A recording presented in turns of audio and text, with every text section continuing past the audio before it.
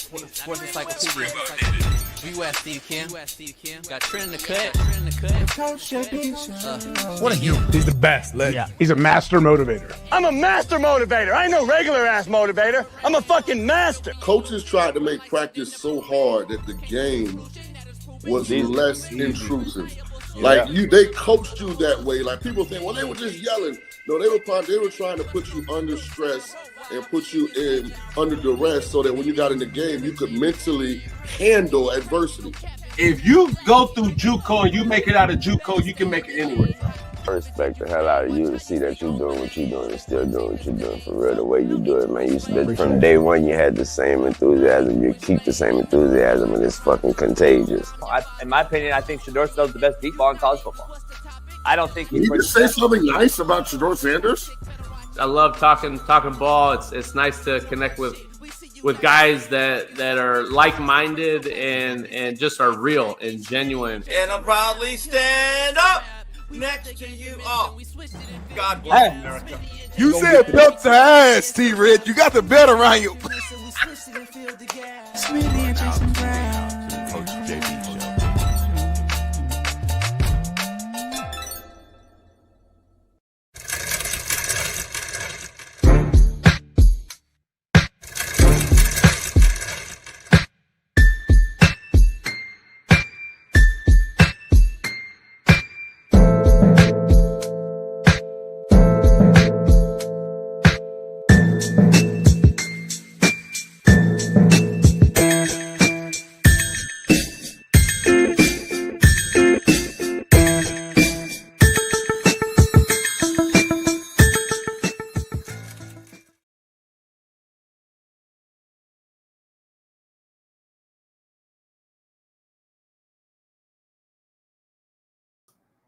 You're muted, Big Smitty. Y'all hear me? Can y'all hear me right now? Okay, we loud and clear, man. And we got a loaded show for you today, man. We cannot wait. I know y'all was watching all the Sunday games yesterday, last night. Bills, Lions had a shootout. My Colts, oh my God. I don't know if they're on the rundown, but I'm probably going to say something about them because my Colts looked trash in the second half. And, man, we got so much more lined up, man. What's going on, y'all? We got Ill Bill in the chat. We got Big Jim Slide A, Big Rube from Naptown, Max Hess, Bonnie, Chris Dabano, DJ, and much, much more. And I can't wait, man. How was y'all weekend, man? Before we even get the show going and rolling, man, how was y'all weekend? Let me know in the chat. And remember, man, this show right here is brought to you by BetUS, man. Go to BetUS. Use the promo code Coach JB. Let them know that Big Smitty sent you. Come on now, man. We lined up. We loaded. Coach JB's going to join us here in a minute, man. He had a last-minute big-time money call right before the show. We was talking. He said, Big Smitty, Bailey, he said, hold it down for 5 minutes. I got some money on the line. I might be locking it in for the show. So I said, listen, anytime I got some money to do with it, go handle that. I'm going to hold it down. What's going on, Jay Swish? What's going on, Vonnie? Man, listen. What was y'all favorite game last night? That's where I want to start right now. What was the favorite game last night, yesterday? I know everybody's going to want to say the shootout with the Bills and Lions, but there was a lot of good games that happened on yesterday, man, that was locked and loaded, and it was exciting, man. That Jets game, Aaron Rodgers, Devontae Adams connected in a way that we haven't seen in years. 198 receiving yards, made the game-winning touchdown, looked amazing, looked loaded. Oh, my God. But listen, the game that I want to talk about the most right now, like I just teased to, since I got the mic to myself, is my Indianapolis Colts.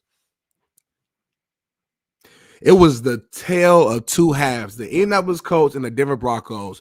Let me paint the picture. This game, in essence, was a playoff game for my Colts. We were on the outside looking in.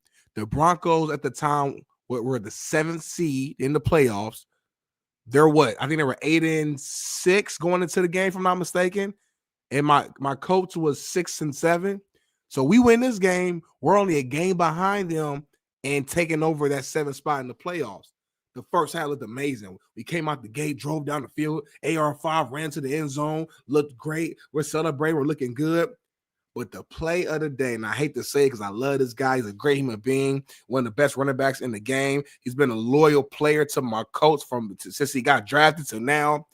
But Jonathan Taylor is running into the end zone, free as a bird, about to score a touchdown, and he lets go of the football. He drops the football right before he crosses the goal line. And instead of going up 19-7 and taking a 2-score lead, taking all the momentum away from the Denver Broncos at their home field, he fumbles the ball in the end zone, touchback. Denver Broncos come back, they score, and they don't stop. The game literally changed in the blink of an eye, just like that. And we got destroyed. I don't know what the last score was. Like, I got to look it up right now. I don't know what the ending score of the game was, because after the Broncos started stopping us, I just turned the TV off. 31-13. 31-13. We didn't score a single point in the second half. The Broncos scored 21 just in the fourth quarter alone. I'm done with the season. I'm done. Listen, I'm always be a Colts fan because I'm loyal, but that performance right there was the last straw. That's the last straw, man. How do you go into a game like this knowing it's a playoff situation? DeForest Buckner, one of our leaders, our captain, said it before the game. He said, listen, this is a playoff game. We're not treating it like a playoff game. It is a playoff game. And you go out there and you do that in the second half? No points in the second half? 21 in the fourth quarter? The defense gave up. The defense at some point, I thought, just gave up. They said, you know what? We're not getting any points. Our team is getting turnover after turnovers. Listen, I play defense. I know how it is when the offense isn't scoring. I know how it is when you feel like you can't get points on the board, and you feel like you know every single time you sit down as a defensive player, the next thing you hear from the coaches, hey, defense, get ready. Third down, defense, get ready. It can be disheartening. It can be frustrating. I get it. But you got to keep going, man. The defense was playing so good for 3 quarters. And then in the fourth quarter, just took their foot off the gas. But listen, the offense, man, Shane Steichen, you called one of the worst plays I've seen in a long time. And I've been defending you since the beginning. That double reverse pass, if you guys watched the game, we tried to do some trickery during the game where AR5 threw the ball to our rookie, Adonai Mitchell. Adonai Mitchell turned back, tried to throw the ball back to AR5 for like a flea flicker type of trickery play. The Broncos intercepted, running back for a touchdown. You go up 2 scores. After that point, I said, yeah, that was the point. I said, I'm turning the TV off because now you're trying me. Now you're trying me. When you do plays like that, you're trying to piss me off. And that's what they did. So listen, my Colts are definitely not making the playoffs. I don't care what the percentages say. We're not making the playoffs. It's a wrap. That was our last opportunity. So this rest of this season, get your stats up, get your numbers up, get your experience up, because it's time to focus on the offseason, focus on who we draft. Now I'm worrying about the NFL draft. I want to know who are my coaches, who are they going to draft now? Because this ain't it. We're missing something. And I know everyone wants to put all the blame on Anthony Richardson, and he deserves a good amount of it. But nah, man, this wasn't all on him. Like I said, defense gave up 21 points in a quarter. In a quarter. Michael Pittman Jr. Fumbled the ball. We got receivers dropping passes. It was ridiculous. It was ridiculous of what I seen. So listen, I'm a Colts fan still. I'm a ride or die with my squad. I'm a ride or die with my team. But at the end of the day, man, I got to call a spade a spade. And my Colts are done this season. It's a wrap. We got to figure it out. I don't know what the answer is, because when you look on paper, I feel like we got every position there. We got a good receiver with Josh Downs. We just drafted Adonai Mitchell last year. We got Jonathan Taylor in the backfield. O-line is solid. I think the one thing we need is a dominant tight end. But I don't think that's going to be the difference of taking us from a non-playoff team to a contender. So I don't know, man. You know, y'all let me know in the chat what my Colts need, and maybe we can find the answer, because I don't know what it is, man. But listen, we're going to go to a quick commercial break real quick. Here's coming up real soon. But before we do that, I know y'all watched this weekend the Heisman ceremony. I know y'all watched the Heisman ceremony. Travis Hunter, officially the Heisman winner. Something that, shout out to our guy, Matt McChesney, who's going to come on later. He's been saying since before the season that this is what happened. Look at the list of awards that he had. A historic season, Heisman Trophy, Belenzica, Walter Camp, Lot Impact, Big 12 Defensive Player of the Year, AP Player of the Year. This is amazing, and we're about to dive into all of this here in a second. 1 minute bump. We're coming right back.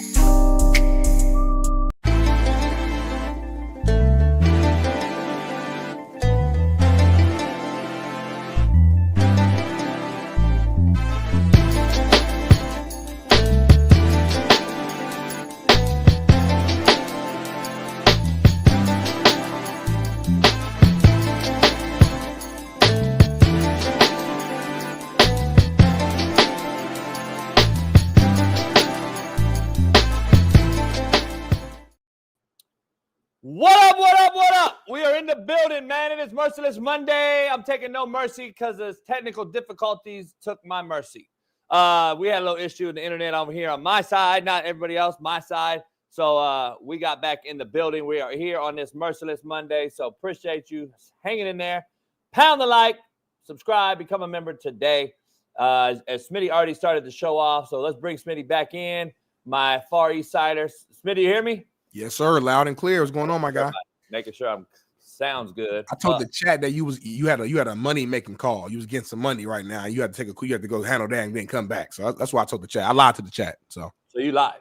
I lied to the chat. Yep. So when I lie though, you got to stay with me so that people don't know I lied. You ain't got to tell me the problem we got going on. Yeah, I would have stayed with you, but we're the realest show though, so we'll straight tell everybody we lied or we're bullshitting or whatever. We real, but to an extent, I still don't trust these motherfuckers in the chat. Yeah, well, there's two people I trust. Me and the other one ain't you. So come on now. You know what I mean? Let's dive into it, man. I lost everything, so I gotta start over here. Let me pull up my deal. But I heard a little bit of what you were saying. I was talking about a lot of stuff, man. I talked about my Colts and that horrible performance in the second half. And then as soon as I started to kind of hint about the Travis Hunter thing, I said, let me pump the brakes. I know we got Big Mac coming on later. And I know we want to talk about NFL. So I didn't want to get too far ahead of myself before we dive into that. But a little cliffhanger, we're going to definitely talk about that Heisman Trophy ceremony, break it all the way down.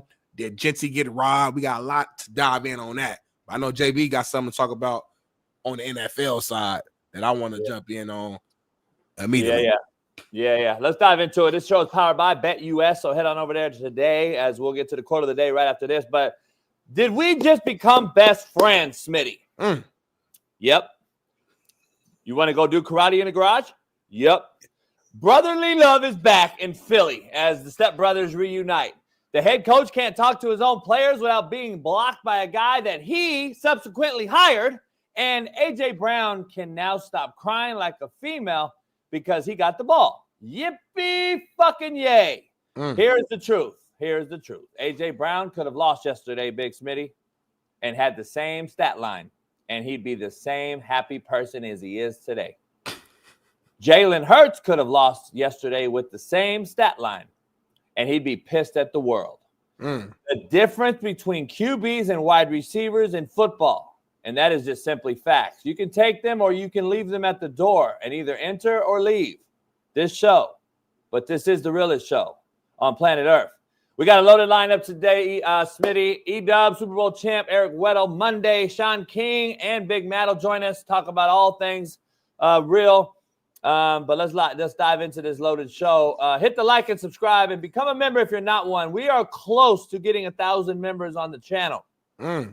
Let's hit 1,000 before Christmas. You got 9 days. 9 days. We're close. I think, Bailey, I don't know what we got, 850 or something. We need members. Come in, become a member so we can blow this show up and become the best show on planet Earth. To be the best, which we already are. We already have exceeded the best. We're already the best. We're the realest. But to be the best and the realest, we got to have the viewership. Like, everybody needs to watch the show, so you guys got to become members today.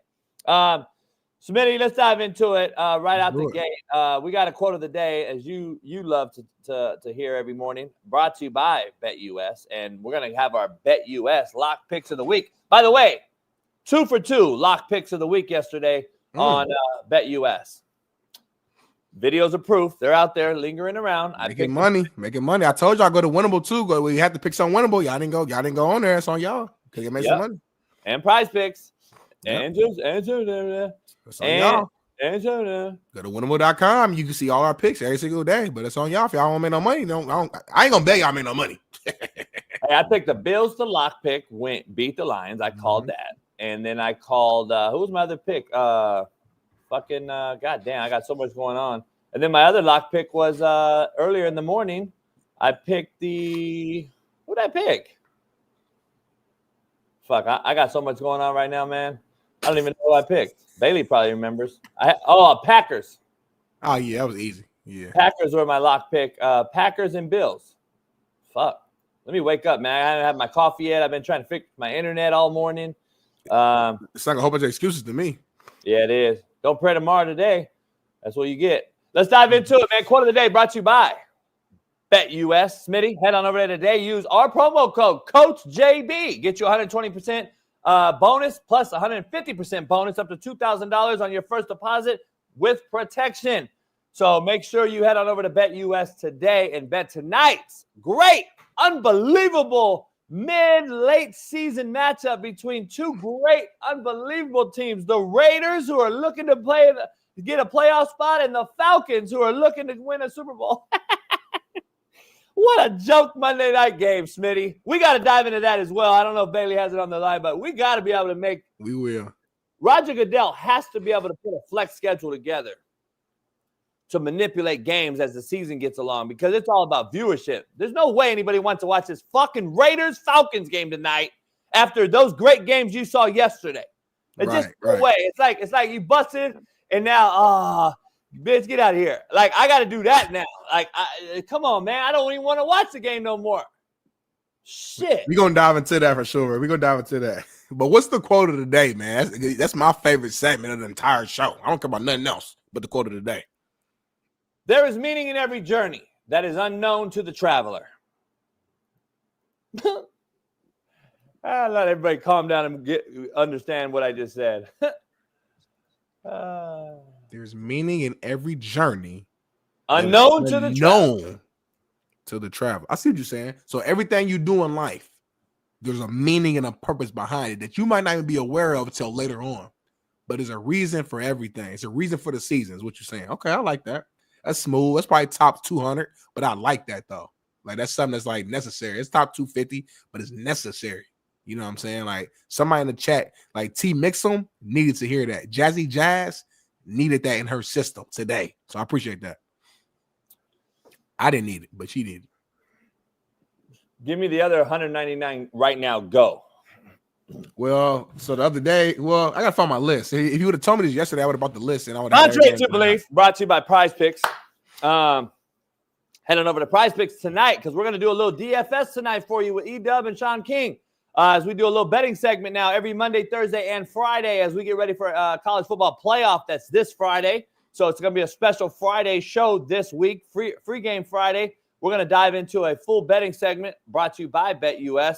Shaun King and I and with Smitty are going to dive into a lot of picks. Today with E-Dub, we're going to do a DFS selection. With Shaun King, we're going to do our Monday night lock picks. So make sure you head on over to BetUS. Contrary to belief, Smitty, Prize Picks, promo code CoachJB. We'll show you who I'm picking tonight in my DFS, and Desmond Ridder will not be on there. But Bijan Robinson, Drake London, Kyle Pitts, Brock Bowers, they'll be on there. Let's dive into it. Life isn't about finding yourself, Smitty. It's about creating yourself. Here we go. Now that's one of them ones.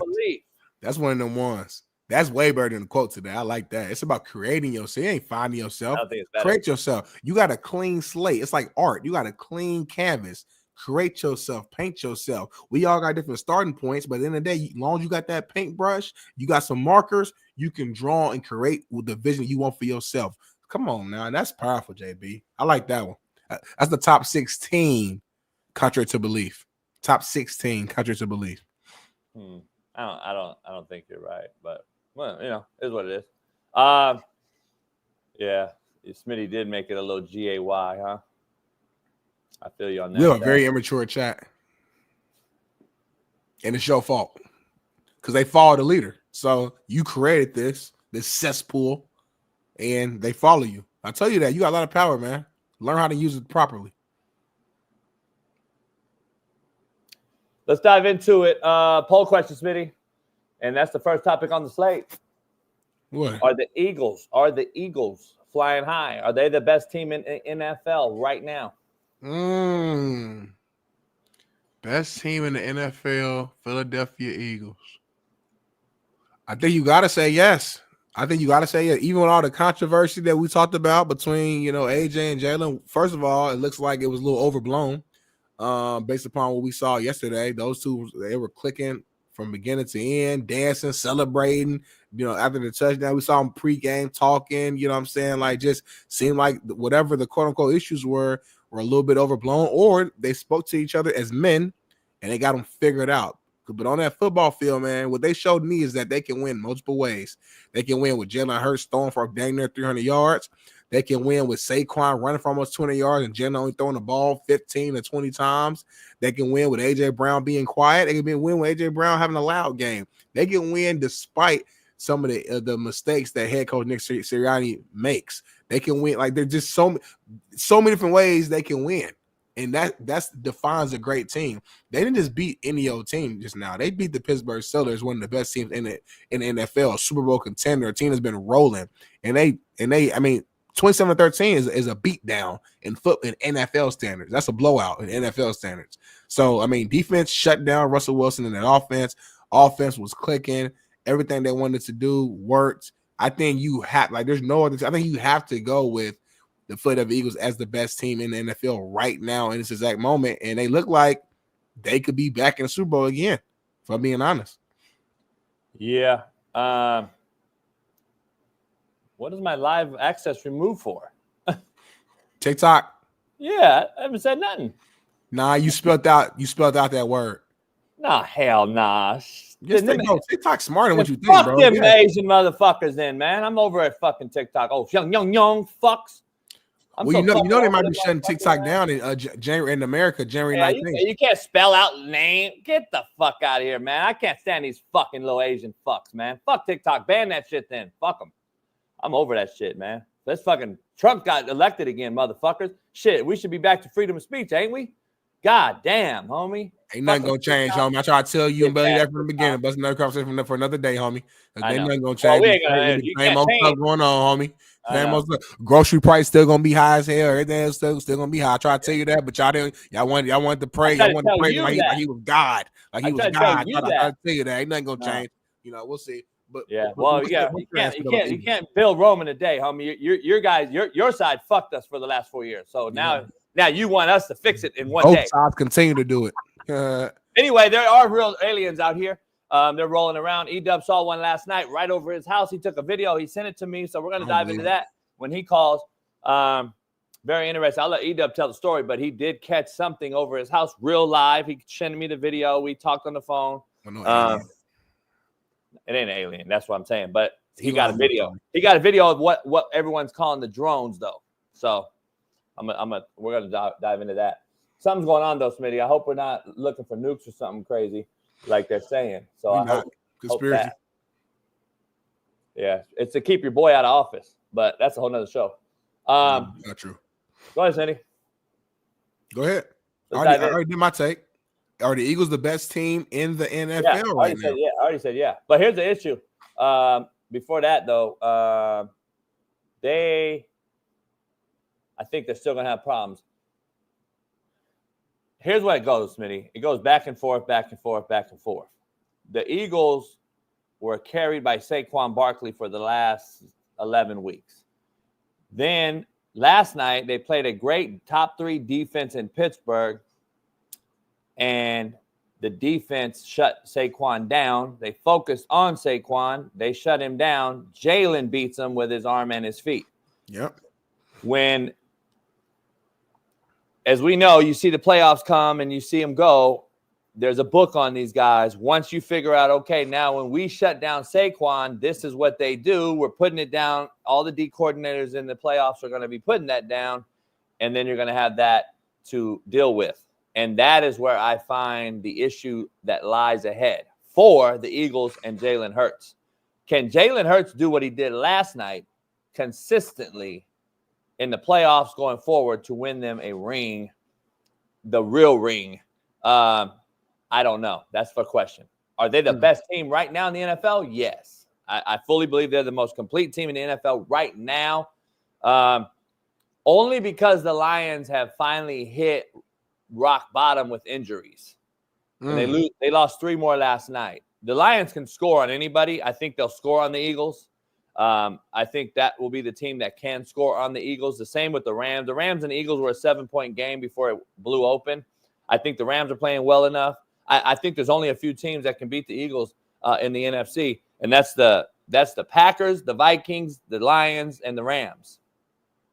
Period. That's it. So I don't know if there's another team out there that can beat this Eagles team. Will they win a Super Bowl, though?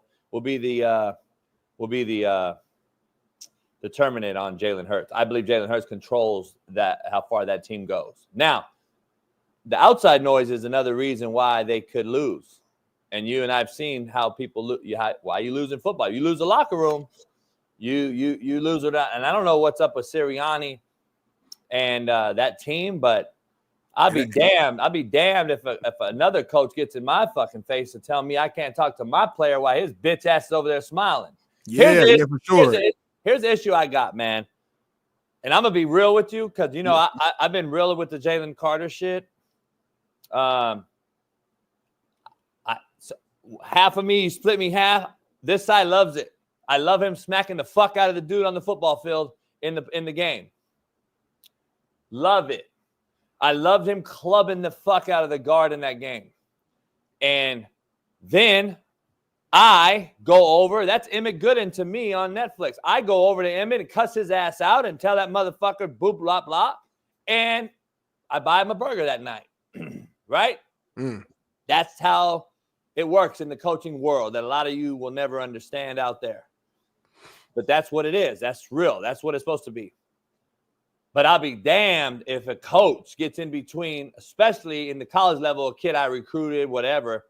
But the coach that coaches that guy, which is that D-line coach who coaches Jalen Carter, is trying to run interference for a shitbird that will later get you beat. Because once the playoffs comes, you cannot do that club. And it'll cost you a playoff game victory. So you better let me, the head coach, go over there or before I fire your bitch ass. That shit to me is unbelievable. This is the problem with Sirianni and this team that everyone keeps outside noise bringing up Sirianni as a leader and a follower and a blah, blah, blah. He's not the guy to get him over the hump, blah, blah, blah. It's just a bad optic, man. None of us, though, Smitty, I'm going to be fair with you because I'm a coach and a former coach and a 25-year coach. Right. Nobody knows what's going on in there. 100%. Thank you. 100%. So you don't know if – it doesn't look that hostile to me, honestly. I think he's telling the shitbird, what the fuck are you doing? Stop doing dumb shit. He said something. The kid barked back because he's smiling over there like a bitch. He barked back. The D-line coach got involved and make sure that there was no escalation between the head coach and the kid, which should be. That should be the head coach and the kid should be. But then you got what's his name, the protector behind the D-line coach tugging his shirt like if he's pulling him away from Sirianni. So that's the point. That's the issue that I see. So see, is it an issue between Sirianni and the coach? Because it would be with me. I'd be telling the coach, control your fucking dude or you're fired. It's real simple. It's results-oriented business. The NFL is a results-oriented business. It's nothing more, nothing less. It's not personal. It's all business. And it's a results-oriented. But he's getting the result. Jalen Carter is balling. So ain't no. That's why I love it. Results. There's results. Yeah. Don't fire me because you're emotional and you butt hurt like that. You know, if you're gonna be a leader, be a leader. I don't think that's a situation. He's not though. Firing. How's the head coach emotional and how's I'm saying don't be. I'm saying you can't be emotional in that situation. Like it's football. Sometimes coaches are gonna go. Who can't be? I've seen coaches on my sideline have moments when it's like that. Like that's normal. We're men. Who can't be though? Clarify though. Who can't be emotional? I'm saying in that situation, you're saying that the head coach, Nick Sirianni, this example we're using, should be telling that D-line coach, hey, either get the results done or you're fired. I'm saying I don't think it should be like, first of all, he is getting the results done because on the field, Jalen Carter's balling this year. Is one of the best D tackles in the league. So number one, boom, that's already happening. But number two, I'm saying just because the D-line coach stepped in front of him and who knows what words were said, I don't think that's a fireable offense because I think what D-line coach is trying to do. You're saying the D-line coach should be able to tell the head coach who hired him to calm down. In that situation, yeah. That's where I don't think you understand hierarchy and pecking order. I think position coaches, especially if you got some respect about you for what you do, because I'm not a head coach, but like I know what I'm doing too, and we have a strong enough relation where I've been here long enough to where like, okay, like listen, sometimes a head coach ain't always right. It's been Yeah, time he when is. my head You're coach wrong. is You're wrong. spazzing. He is always right. That's the problem. And the D coordinator got some. All right, coach. It's not about trying to demean them or overpower them. It's about, hey, coach, you having a moment. Let's simmer down. We on the sideline, middle of the game. Let's bring it back. And That's where you're wrong, though. He is right. The head coach is always right, even if he's wrong. That's the problem. I disagree. That's what I know you do, because you've never been a head coach. That's what I'm saying. Not a knock on you. You've been a head coach. It's not a knock on you. I'm just saying, like, there is a huge reason why you're always right. And it wasn't about get him to ball. We already know he's balling. I said it was about get your kid under control before that cost me a Super Bowl or you're fired. That is what I said. And then I thought you were saying, oh, no, sometimes head coach is always right, homie. That's what I'm telling the D-line coach. Fuck that. I'm going to talk to the player because I'm the head coach and then tell you, make sure this motherfucker don't cost us another 15-yarder this season, because I believe, if I'm not mistaken, isn't he leading the league in personal fouls? I'm not sure. I disagree completely with Max Hess. Jalen Carter has clearly lived up to the hype. He's unbelievable. I don't know what Max Hess is watching. Jalen Carter's been unbelievable as a player. We all know he's a shitbird, smart-ass little kid. He's still immature. As Smitty said, I think immature. There's no question immaturity runs rampant on this roster. I mean, from the quarterback to the wideout to the head coach to the D-line coach to Big Moss or whatever the fuck his name is. All these motherfuckers are Big Dom. Whatever. They're also fucking weirdos. I'm just telling you. This team is like a fucking, like I used to say on Netflix, we're a ghetto fuck fest. I said to our team, that's what these guys are. This is a ghetto fuck fest waiting to happen, Smitty. And it's always something every week. The head coach yelling in the crowd. Like, this is Netflix, homie. This is Last Chance U. I mean, I'll be honest. And y'all won too, though. And y'all won. That's why I'm saying you split me down the middle. I like it over here. See, people don't understand. If you can control it, and you're the guy at the end of the day that has everybody on the same page, you can win it like this. But if you get out of pocket just a little bit, and a Jalen Carter runs your locker room and he makes a left at the stop sign and everybody follows him, then we got a problem. See, I had Malik Henry who he made a left, but the majority of my team made a right and still stayed the course. That's why we won it all. If a lot, because Malik had a lot of influence in the locker room, because contrary to belief, as you've seen on the show, he's on this show, he is a very influential locker room personality. Cats will follow a Malik Henry just like they'll follow a Jalen Carter, A.J. Brown, whatever. But do you have a mature enough group to say, all right, now, dog, we got to break wide from you because we still got a mission to accomplish. Coach Brown brought us here. Coach Sirianni signed us in this case. He gave us this money, him and the GM. We got a job to do for Philadelphia now. There, we had a job to do for the college, never winning a bowl game, ever. There's a mission to be had, and can you fulfill it? That is where this Eagle team is, in my opinion, and then can Jalen Hurts be the good enough quarterback to get him over the hump? That's my whole thing. Yeah, man. We'll see, man. It's definitely interesting dynamic. It feels like every week we're saying another team is the best team in the league. You know, it's Lions this week, it's Bills one week. Bills, you can still, potentially throw that name out there. Hey, before we go to the next segment that you got for us, I'm going to go, but what do I know segment. I need to do it, but what do I know? I'm not going to go to a segment. I'm just freelancing. Yeah. But what do I know when it comes to? So I think I called Sam Darnold being the comeback player of the year. Well before the season. I think I said Josh Allen will have his best season because addition by subtraction is a real thing without Stephon Diggs. Yeah, but it's not his best season, though. But yeah, you have a really good season. You know what I mean? Well, it is record-wise, and a possibility to go to the Super Bowl it will be. I'm just saying, this is the best team they've had. All right, so those two things I called. I think I said the Rams would win the NFC West, followed by the Seahawks, who are going to have a good year, better than people thought. And I said the Niners would be out of the playoffs. I said all this before the season. Go back and look. Yeah, you did. Yeah, you did say that. I know. Oh, there's no way you could have predicted all the injuries and stuff with the Niners, but nevertheless, you said it. Smitty, just shout it out when you know it. You can just say, I know it. And then I'm just fucking with Smitty. And then I said the Chiefs would win 13 games. I said they'd be like 13-3, 13-4. I said they'd win 13 games. They're going to win 13. But they're not as good as everyone thinks. I said it before the season. I keep with that.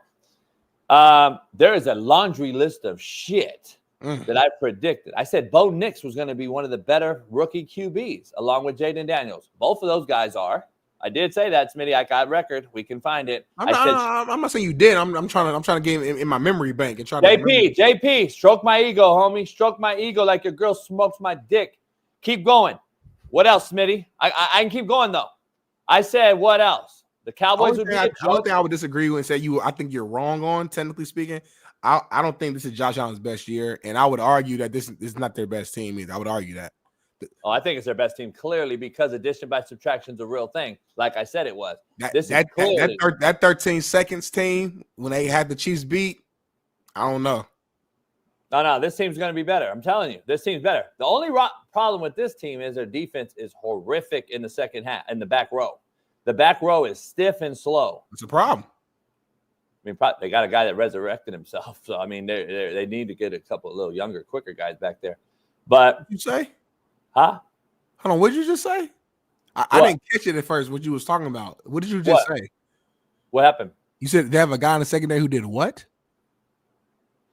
Let's go to college football. I said you're going to have opt-outs in the playoffs. You're going to have opt-outs of bowl games. You're going to have the worst college football playoff ever seen before. And that starts this Friday, Smitty. But what do I know? We're going to dive in. Let me jump in. I think I said C.J. Stroud will have a sophomore slump. You said that. You did. But all this shit, and the reason I wanted to bring it up is because I got all these messages going around saying, JB, I love him, but he's wrong more than he's right. And I'm like, I think most people in life are wrong more than they're right. Yeah. I think. But I actually been right more than I'm wrong. Fuck boys. So I had a long list of you wrong on Twitter. I want to pat myself on the back for everybody in the chat. Go ahead. Shout out to Lamar Jackson having his best year of all time. Looks like one of the best quarterbacks, probably the best quarterback in the NFL. We'll talk about that a little bit later. But anyway, let's stay on track here, man. You brought up the college football and people sitting out of bowl games, things like that. First of all, let's start here. We got a video, man. Cam Newton actually showed a clip of us, a clip of you and a couple of our show of you going off about players opting out of bowl games, saying that there's no such thing as a student athlete anymore. So let's show that real quick, Bailey, and then I'll tie that into the next one. Take on these kids opting out of these so-called quote unquote meaningless bowl games is what the term is they use. I guess it's a case-by-case basis. If you don't want to play in your bowl game, I'm not going to be like, oh, you're a bitch. That's your decision. I don't give them an option. And I probably do call them a bitch when they don't play. I would not give them an option. Bitch, though. They're making a business decision. Exactly. Right there, homie. That's what I got to be.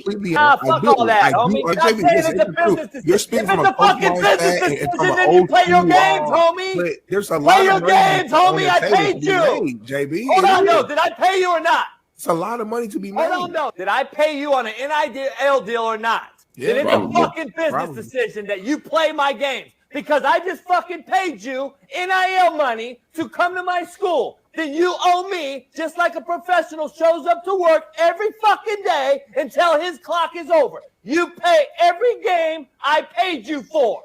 Fucking period, point blank. Stop with the fucking excuses as to these dudes deserve to sit out because they're going to get hurt. No, I deserve not to pay you then. Period, point blank. You said that. They're professionals, homie. You said it. Matt said it. Everyone said it. Then fucking finish the job. Pay till your game's done. Period. So, Bull, what do you Play the game, homie. Play the game, homie. So what do you think? Play the game, homie. I paid you. Stop with the narrative of student athlete. Here goes your soundbite, Breland. There's no more such thing as student athletes, not at the Division I level. Right there. So Cam is agreeing with you, and that ties directly with you going off on a Twitter video after Marshall opts out. Their players opted out of a bowl game versus Army after practically the entire roster entered the transfer portal when Charles Huff We found out that Charles Huff was leaving Southern Miss. So listen, it's all kind of tied in together right here. We got the video. Let's show JB going off here on Twitter. Man, I'm against this opt-out bowl game shit. You've heard me well and clear, loud and clear. You get an NIL, you need to fucking play your games. But also, man, the NCAA Non-Carrying Nationals of America has set this up for failure. The kids are allowed to leave because you've opened the fucking portal during a bowl season that you deem meaningless. Well, guess what? It means something to a lot of people coming down the pipe, especially when it comes to TV contracts, pulling their money from you, and all these other different sponsorships. When you start to lose that money, you're going to start to listen and say, oh, fuck, these players should be playing these fucking meaningless bowl games. Finish the season, and then open the portal if you're going to have this fucking pussy-ass portal.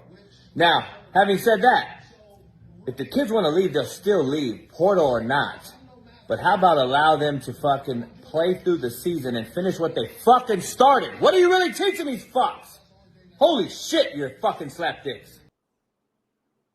There it is. So, I mean, I know we just threw a lot at y'all fans, but overall, it's really talking about the bowl games, players opting out, entering the transfer portal during the bowl games.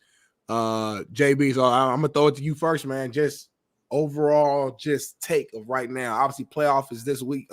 Starts bowl game stuff starts this weekend. What's your overall just take on this situation? Yeah, here's an even deeper take that I haven't talked about, but first of all, the NCAA Non-Carrying Nationals of America have opened this. They've started this, and they allowed this. And we as adults have allowed this, and now we're reaping the benefits, or they're short of benefits. We're actually now the ones, the repercussions, so to crying. speak. We're crying over what we allowed, though. Yeah, a couple years back, right? We allowed this to be the Wild Wild West.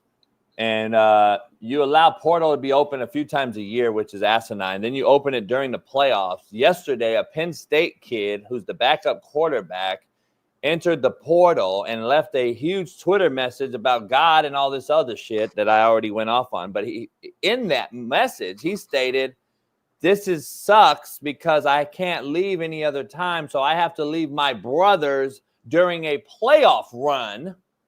So the backup QB for Penn State in the midst of a playoff run is leaving his team.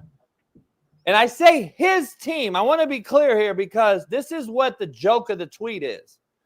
Stop acting as if it's your team if you're leaving it. You made a decision. We call it grown man decision, meaning you have to live up to what you chose to do. Nobody put a gun to your head and said, go to Penn State, motherfucker. No, you chose to go here. The last time I checked during your recruitment process, James Franklin was the head coach. Correct? Yep. So you agreed with him to sign a letter of intent and go there. And then you agreed for a collective to pay you some sort of money, whatever it may be, small, little, big, I don't know. And now you have said, it's time for me to enter the portal. I'm sorry that I have to, but I can't leave any other time. The last time I checked, homie, you agreed to go there. You are on a good enough team to be in a playoff, and you're now leaving those guys you agreed to and committed to for what? You have no idea, because that's the key. You have no idea for what. You don't know where you're going, why you're going there. The next quarterback's going to beat you out also. This is what you do. You care more about yourself than any other time in the football history. This generation is enabled, as entitled, and it's because of us, Smitty. I take the blame with the adults in the room. We've entitled and enabled these kids to unforeseen futures. I can't stand it. Finish the fucking season that you started. That's really it. The portal's here, Smitty. I'm not changing the portal. I can cry till I'm blue in the face. I'm not changing the portal. It's here. Finish the season, though. That's my bitch and moan about. I'll cry till I'm blue in the face for you finishing the season. And that is the biggest fundamental issue with this whole fucking process. And to me, it's an absolute broken one. And I believe it's beyond broken. You should never even have created it to start with. And a kid that enters the portal during the playoff, if you're going to have the portal open during the college football playoff, which is the most asinine thing I've ever heard of, then what you should do is allow this kid to enroll in the new school. To Cam Newton's point, and I'm going to make a point that no one's mentioned, allow this kid to enroll at Michigan. Yep. Okay? Finish the football season at Penn State, though. I agree 1,000%. Because they're not student athletes. Stop calling them student athletes. Because if they were student athletes, Smitty, and here's my whole rant about this thing I wanted to bring up in the beginning. You wouldn't allow conferences that had Cal Berkeley in it and the University of Virginia in it. Because there's no fucking way you're telling me that you got GAs, grad assistants, and kids going to school at your institution of higher learning that you claim to be, Cal Berkeley, one of the highest educational institutions in America, for kids to leave on a Tuesday so they can get to Virginia on Wednesday and get prepared to play Virginia on a Saturday. And then the equipment bus has to drive 3,000 miles across the country with GAs and assistants in it that go to school at your institution. And you expect them to do fucking homework on the truck on the way over there or on the plane on the way over there while we're studying for Virginia's odd stack defensive front. And I'm supposed to do calculus and fucking geometry on the plane. And then I got to come back on Saturday night. And then I got to get practice on Sunday. And then I'm supposed to be in class on Monday. And then we play Miami the very next Saturday. And I got to travel all the way back to Miami. Because you've created a system that there is no fucking way you can tell me it's for the educational purposes of a scholarship. This is not. Take education and school out. This is the NFL minor fucking leagues. And that is what you need to call it. And stop acting as if you're going to school for an education. We all know that stopped even when I played. We didn't go for education. But guess what? We faked it. And the coaches held something over you. And it made you, guess what? Toughen your skin and finish the job. Yeah. Now we've created a way where you get cussed out, yelled at for missing a class, missing a practice. You just enter the portal. And this is what the problem has become. And you can't tell me it's about education and higher learning. This is about money. It is about instant gratification, self, all about self. There is no more team. It's all I, no team. And this is what we've created, man. And it is sad, sad day. And when that happens, Smitty, is when football starts to become hard to watch because there's no longer any organic football being played. There is no longer any backyard bullies. There is no longer any home recruiting. There is no longer any genuine love for the sport that you want to go bet on and expect us to have a real shot at it in the biggest betting world we've ever seen sports gambling wise. You can't put your fucking money on 17 to 21-year-olds that are at a new school every year, Smitty. You have no idea what's going to happen. No investment. So, listen, man, it's a joke. There is no more education. Stop talking about it. If it was, then collectives wouldn't be involved, Smitty. The school would be paying you. The school would be paying you for a scholarship and then wouldn't allow you to leave unless you get paid that money back. That would be truly an NIL type of situation. This is pay for play, homie. Stop mentioning school because school is a joke. You can't allow these kids to travel all over the world on a week-to-week basis and expect them to play. I mean, we've been bitching about that for NCAA March Madness for years, Smitty. Yeah, they got to go to the West. Why Duke has to travel to LA and then they're going to be there 2 weeks, and then the Midwest Central is in New Mexico, and then the finals in Atlanta. And I got to finish my school. We've been talking about this in NCAA March Madness for years. So this has been ongoing. Now they're doing it on the largest scale, football, and now they have what they wanted. The NCAA has got what they wanted. They got their cake, and now they're eating it too. Man, you said that beautifully. It's almost hard to even jump in. I'll add some 2 cents here to it. But yeah, I mean, I'm with you 1,000%. I think, like you said, when I was playing, I don't think school even mattered. But now I think the era we're in now, you times it by 100 because of everything you just alluded to.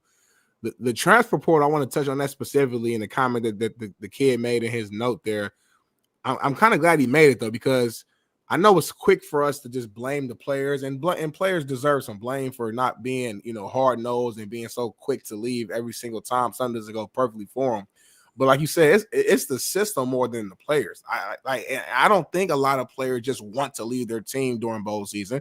I don't think team players just want to not participate during the playoffs or whatever the case may be. But like you said, this is the window they have. It's like now or never. It's like if you don't do it now, you're stuck with your current school for the entirety of the semester, and you won't be able to leave until the summer, which puts you at a disadvantage when it comes to trying to play early and play immediately with your new team. That's a whole semester of workouts, getting used to the campus, getting used to the playbook, the coaches, their new position, whatever the case may be.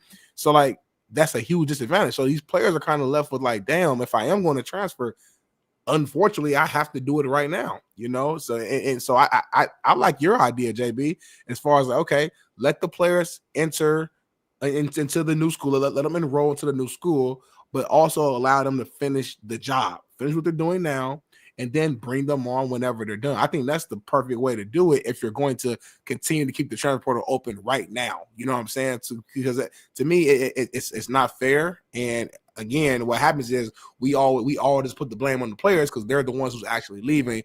But in fact, it's bigger picture. It's the system that's in place. So I think you and Cam Newton are spot on. It's no longer student athletes.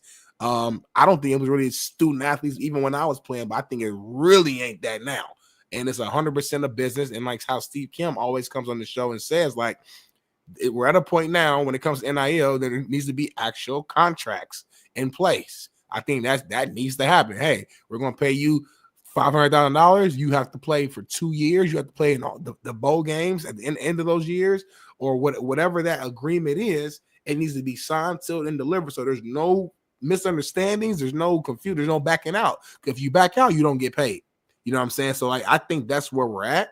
And, there's no point. There's no more, amateurs and none of that. No, this is professional league. Just at the college football now is like the G League, basically. Yeah, you know what I'm saying? Like college football is the G Leagues in the NFL. Yeah, if I'm the commissioner, though, I don't give them the option because at the end of the day, I'll be the fact of the portal being the timely issue, but the bigger picture is, to disagree with you, it is the kid's fault because at the end of the day, they committed to a place and now they're fucking reneging and they want out. If that's not the player's fault, then I don't know what is. You did the deep dive, Smitty, into finding out if I want to go to Ball State or not. Once you made the decision to go to Ball State, there is no backing out. If there is a back out because of, let's say, the coach leaves and all this old shit that we always discuss, then you should get a one-time transfer because we've allowed 4 coaches to leave in 4 different places and those kids to leave 4 times. This is a joke, homie. It ain't about that no more. That's an excuse to follow a coach, and that's an excuse to leave to a commitment that you made. And it's bigger for me. It's about me making a commitment to myself to follow through and finish what I fucking started. Yeah. And that is where the grown folks in the room have lost me by not holding these kids to the T and the standard of, listen, dog, it ain't about me and you. It's about you upholding your end of the bargain that you agreed to because you're going to have to do it later in life. You're going to have to agree to do it when you get married. You're going to have to commit and agree to it when you get your kids and tell them you're going to protect them at all costs. You're going to have to do it when you go to the job and you have to report and clock in. You're going to have to commit in your life. We're setting them up for failure. Smitty, let's take a commercial break. Matt McChesney on the other side. Is there anything before that? No, we good. We good to go. TikTok will be back. Smitty will be back in 3 with Matt McChesney.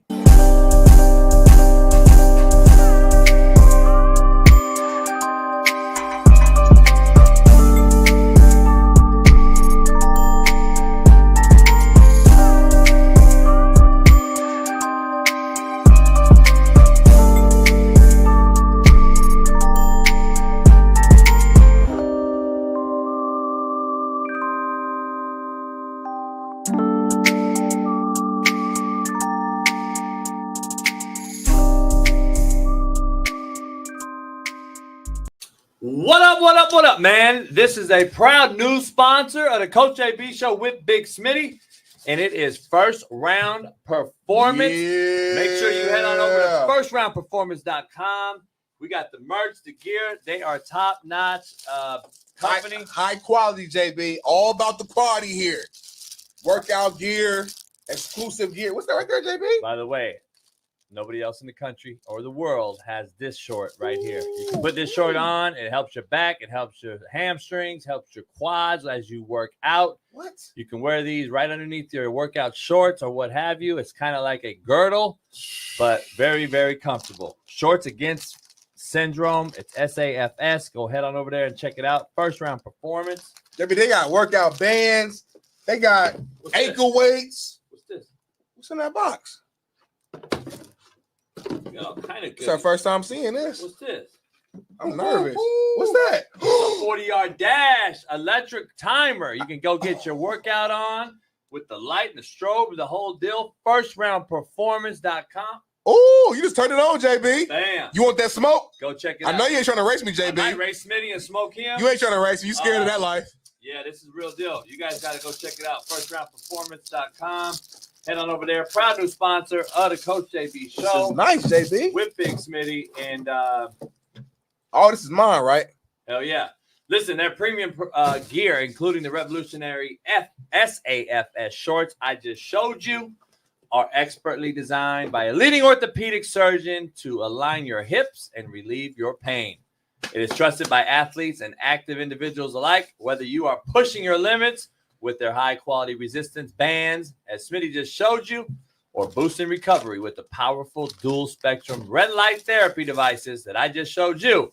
First Round Performance delivers the tools needed to stay at the top of your game. Whether aiming for peak performance or simply wanting to live pain-free, they've got you covered. Visit FirstRoundPerformance.com or shop on Amazon today. They just launched their Amazon store.com, their Amazon store. This is out there, First Round Performance on Amazon. And so go help them out and grab some performance gear today. And please feel free to reach out to us if you have any questions. Yes, sir. Go First Round. Go First Round, baby. The promo code will be Coach JB. So check that out and head on over there today.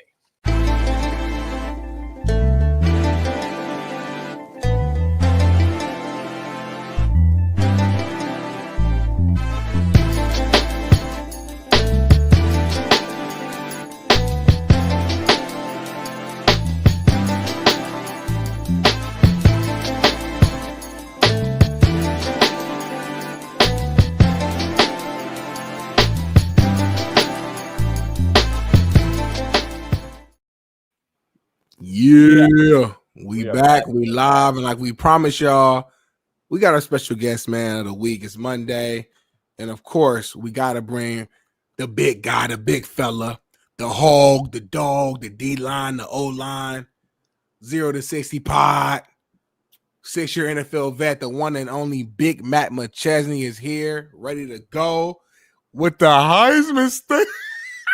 What's going on, Matt? It's a good day to be a Buffalo, boys. Happy Monday. Yes, it is, man. Listen, I gotta give Matt a hand clap because say what y'all want. Big Matt called this out. 2 years. Yeah, I'm about to say a long time ago. My futures bet hit last night too. It was nice. You bet. I put a G on him. I put a G on him when he was like plus 3,500 or some shit. So really, yeah. You know me, Coach. I stand behind my shit, dog. Loan me some money, then. Loan me some money, man. If there's a VIG on my money loan, homie. Hey, BPS. That's 2 BPS. points a week. Every Monday, I want my money. Anytime the homie wins money, it's always, let me borrow something then. Right. Let me hold something in my hand. That's why I'm not letting nobody know when I win the Mega Millions tomorrow, homie. Not one person will know. I'll be right here the same way, but I'll be worth like $700 a mil.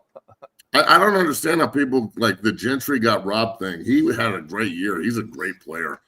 But Travis Hunter had a once in a lifetime season. Like it's the Charles Woodson season, like times 10. So it's the best overall player, and that's why he won. Yeah, I saw Genty was kind of butthurt. I think he had like I saw some little clip, like an interview after the ceremony. He was, saying that he thought he should have won still. I'd be pissed off too, dog. That's the Heisman.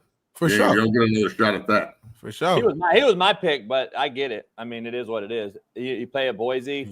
Shocker. You weren't I mean, my opinion. I thought he was the best player all year long. I mean, it was the closest race they said since 2009. So it's not like people were just dissing him. Like, nah, it was close as hell. Like, he was right there. But look, the right guy won the award. He won damn near everything else other than the Thorpe, which I don't understand how they can.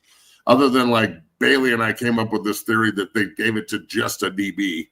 Like that's if you only can play DB, that's the only reason you're getting the award. I don't know, but he won everything else and. Damn, bro, what a season. What a season for this kid. So whoever gets him in the NFL, I hope they use him right. I hope the party keeps on going. I think he'll be a great pro too. We'll see on which side of the ball or if both. I'm eager to watch. You know what I'm saying? Like, I wish him nothing but the best.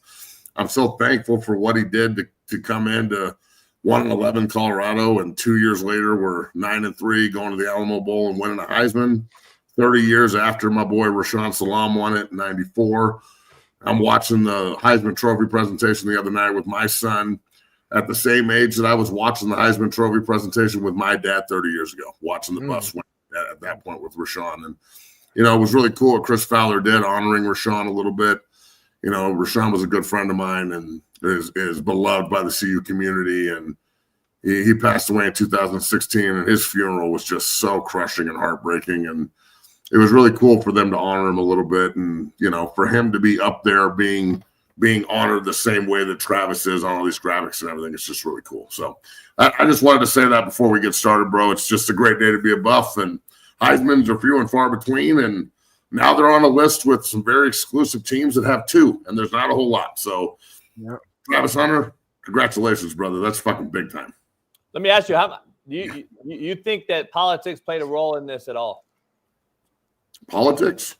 Yeah, we all know politics exists in the game of now with all this money being floated around. Do you think if Deion was the head coach at Boise, Genty wins? That's a good question. No, because I think Travis would have played at Boise and done the same thing. Well, that's my point. But I'm just saying, to me, it's all social media and we're so guys. Influenced though. Seriously, we're so influenced by. It's never happened before though. Like no one's ever played this much at this high level. He won the Receiver of the Year award and the Defensive Player of the Year award. Like he won the Chuck Bednarik and the Biletnikoff. That's fucking crazy. So, but that's my point. I just don't see how politics played into it at all. After being 1-11 2 years ago, 4-8 last year. I think that this is just the coronation of one of the best college football players that's ever walked the earth. And Gentry is an unbelievably good running back, and Gabriel's a good quarterback, and Cam Ward's good, and all these other guys. But we've seen seasons where running backs go for 2,000 yards and they're dominant. We've seen quarterbacks play well on number 1 teams. No one has ever seen what Travis Hunter just did, and you probably will never see it again. Yeah. So, again, Smitty, it's amazing to me, and I'm not attacking you, Coach, but maybe some of the people in the chat, like, it happens again. See you win something, and there's a bunch of excuses on it's political or he shouldn't have won or blah, blah, blah. Just understand and respect the greatness for what it is, folks. That's what I would suggest here. Yeah, and JB, before you jump into I don't care. Yeah, just real quick, like I would say, like having Deion as your head coach and like campaigning for you and the buzz around there, does it help? For sure. Yes, I think for sure. I think it helps for sure, just because from a standpoint of marketing, promotion. But at the end of the day, you gotta go out there and ball out to even be in the conversation, to be in this position to do it. And Travis Hunter did that. You know what I'm saying? We all saw, we all agreed. Even you, JB, agreed that you thought he was the best player in college. I mean, you were saying that at a certain point during the season as well. So I think they got it right, but the race was close, and I think that was correct as well.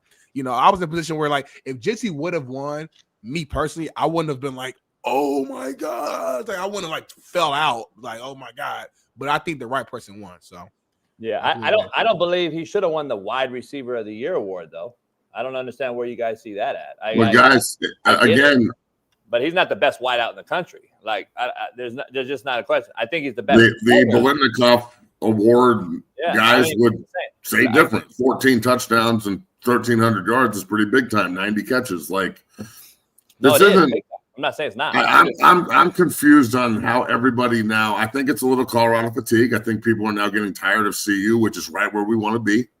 For real, that's just normal. what it is. That's normal, though, Matt. You know that. Anytime you're shitty and you go good, like everybody hates. Yeah, you and people are gonna hate, and like, but I don't understand how people can sit around and act like this is like somebody stole an award from someone. Right. I don't believe it was stolen. What are you talking about? He stole it. He earned the fuck out of that Heisman. Yeah. If I've ever seen anybody earn a Heisman, it's Travis Hunter this year. So, I don't man, believe it was I'm not saying gonna say Gentry shouldn't have won. He was a great player, and he finished second, and that's all well and good.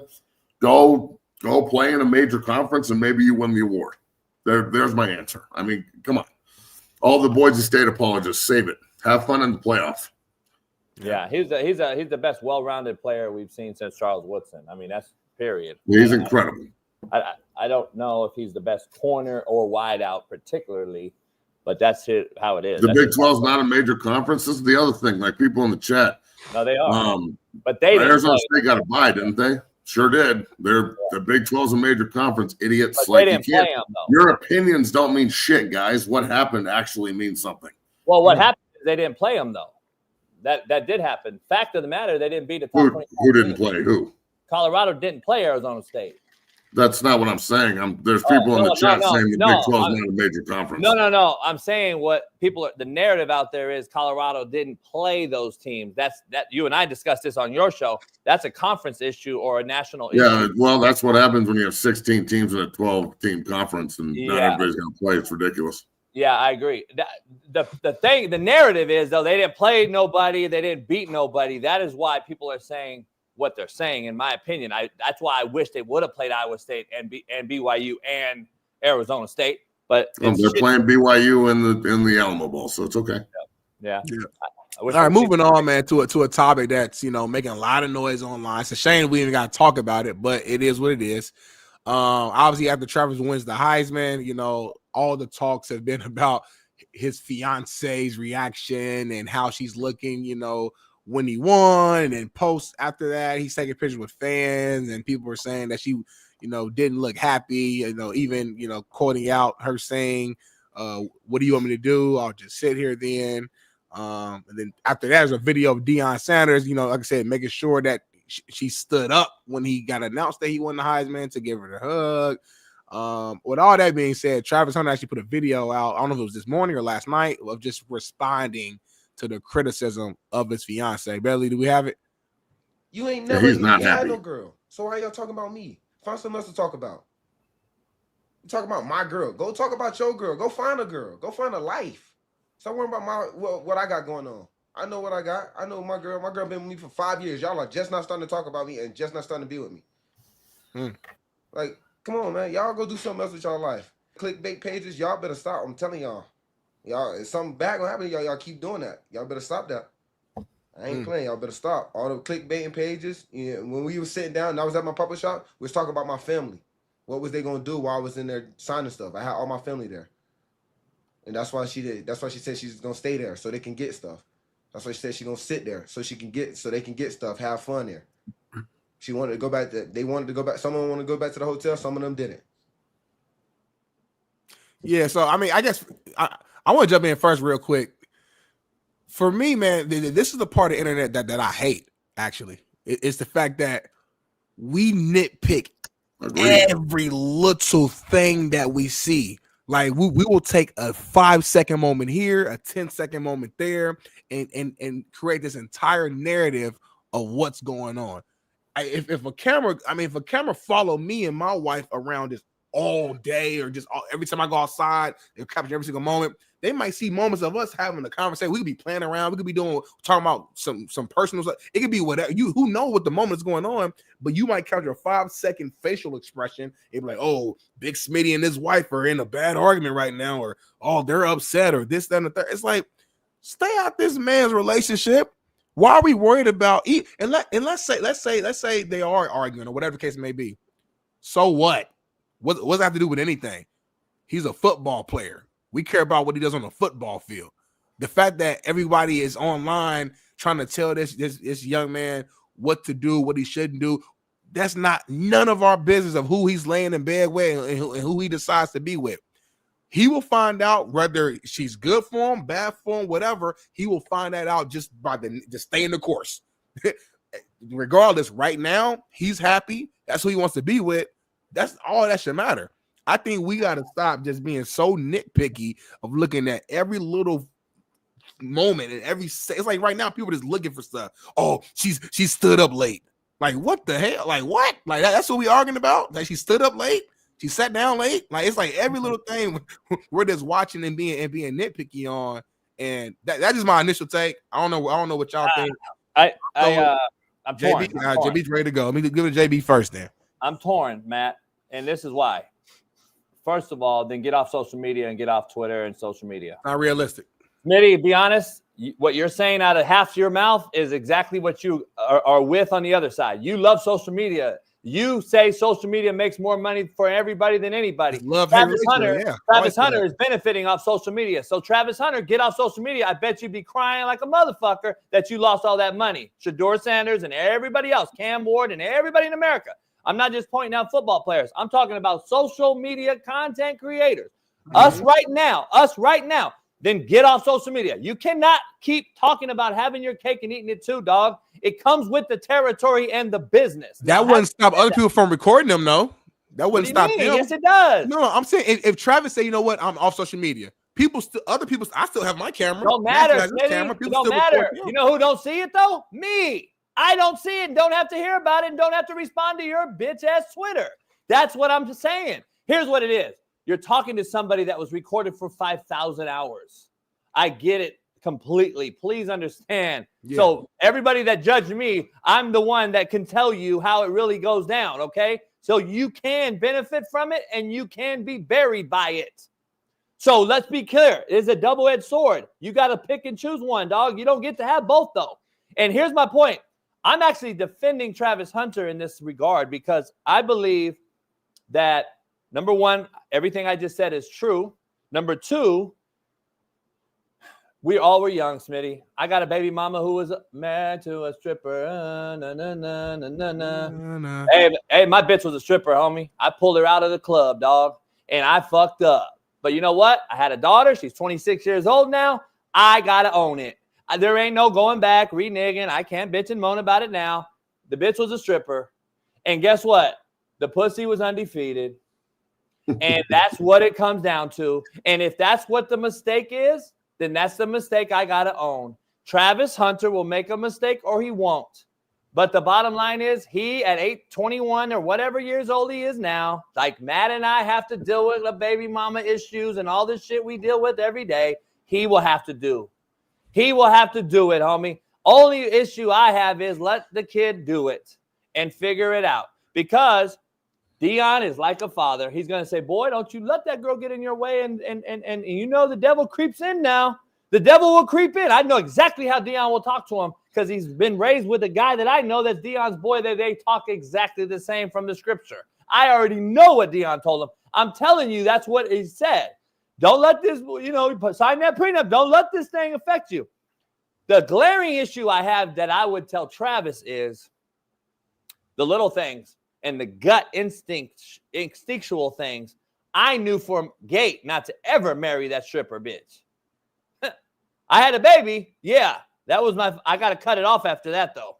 Like Deion telling her to get up right there, I would have fire alarms going off. Because if you don't understand how to get up for your man, for a simple award, not a simple award, a huge award, but in a simple way of standing up, like isn't that just common knowledge and respect? I don't want to hear she's a hood girl. I'm from the hood. Nah, homie, that's just common knowledge. Stand up for your daddy, your mama, your sister, your brother, your mom. It don't matter. For Deion to have to stand her up, that shit is glaring to me, but I would just tell Travis, hey, man, live your life, do you, but understand you're going to have some hiccups and bumps in the road, and now there's people out there digging dirt up on the girl, and that's the part I hate, but I can't get rid of it, Smitty, Matt. That's part of the shit. That's part of the deal we signed up for, homie. Well, look, this is the situation that they're in. Travis Hunter is a world famous Heisman winning, everything winning, first round wide receiver DB superstar, and she's his girl. And any man knows that your woman is a reflection of you. Period. And I'm not gonna like sit here and trash her or trash him. I don't know their relationship, bro. It seems to me that the clips, like Smitty said, I don't know if they make her look good, but I know how I felt when I watched them. And I'll just kind of keep that to myself. I think everybody knows what everybody thinks. Yeah. You know, the internet is exploding over this because the divorce rate in this country is like 65%. And as a divorce guy, in a failed relationship, and one of the things in my life that I struggle with every day, because I just sit there and think about what coulda, woulda, shoulda. Nobody ever goes into a marriage or a relationship thinking it's going to fail, thinking how it's going to end. Yeah, exactly. Everybody goes in with the best intentions. I hope that everything works out for Travis. I hope that he can look at Coach Prime and learn something. Coach Prime and his ex-wife don't even speak. Like, you saw him at senior day. He couldn't wait to get his boys up there so he could walk away. And this is a very touchy subject. It's very personal. Obviously, Travis is very emotional about it. I wouldn't put it past the NFL guys to try and chirp at him about it next year and try and get in his head. That's what they do. Any and all stuff on the internet or on social media is fair game these days, apparently. So if I were her, I would try and look at some of the things that are happening and try and fix it. This whole, like, she's been sitting in the room drinking and crying all day. That's not good either. But I kind of feel for both of them at the same time. But the other three guys have their girlfriends there, and I don't see them being followed around with cameras and trying to get TMZ shots. So I think some of this is just, it's brought on by that one clip after the Oklahoma State game where she obviously wasn't happy with him, and that one thing that happened, it just sparked this like wildfire, bro. And is it fair? No, it's not, but it is happening, and they've got to figure out how to deal with it from a PR perspective that's productive, because like threatening, like, you guys better stop. No one's going to stop. The more you threaten the social media public, the more they're going to dive in. So, it's, I hope it all works out. I really hope that he protects himself. And I think everybody knows what I mean. Coach Prime was the one talking about prenups way before anybody said it. So I hope that it all works out for both of them and they can figure this out and be happy. And the last thing I want to see is them all stressed out over everyone else's perception of their relationship. But they are young, and usually young people fuck this up. And it's just what it is, man. Yeah. You gotta like really learn from. No one can tell anybody anything about a relationship. You can't be like, oh, you better watch out. Everyone's gonna be like, well, what do you know? So until it happens, good, bad, or indifferent, you've got to just roll with the punches and see what happens, bro. So I hope it works out for both of them. We could tell them till we're blue in the face. It don't matter. Yeah, man. And that's the thing. Like, what do you think his homeboys are saying to him, or Coach Prime? Like, here's the issue. You see all the same thing we see. Here's the issue I have. I think we talk about financial literacy in this country for athletes and us, which aren't, let's just say athletes and not students no more. Yeah. So we talk about financial literacy all the time. We need to talk about common sense, though, because I believe you have a common sense class that is lacking out there. And in that common sense class would be a basic class, Matt, you and I probably took when it was like intro to college or whatever. When they I wish they would have had these classes when I was in college, bro. Fuck.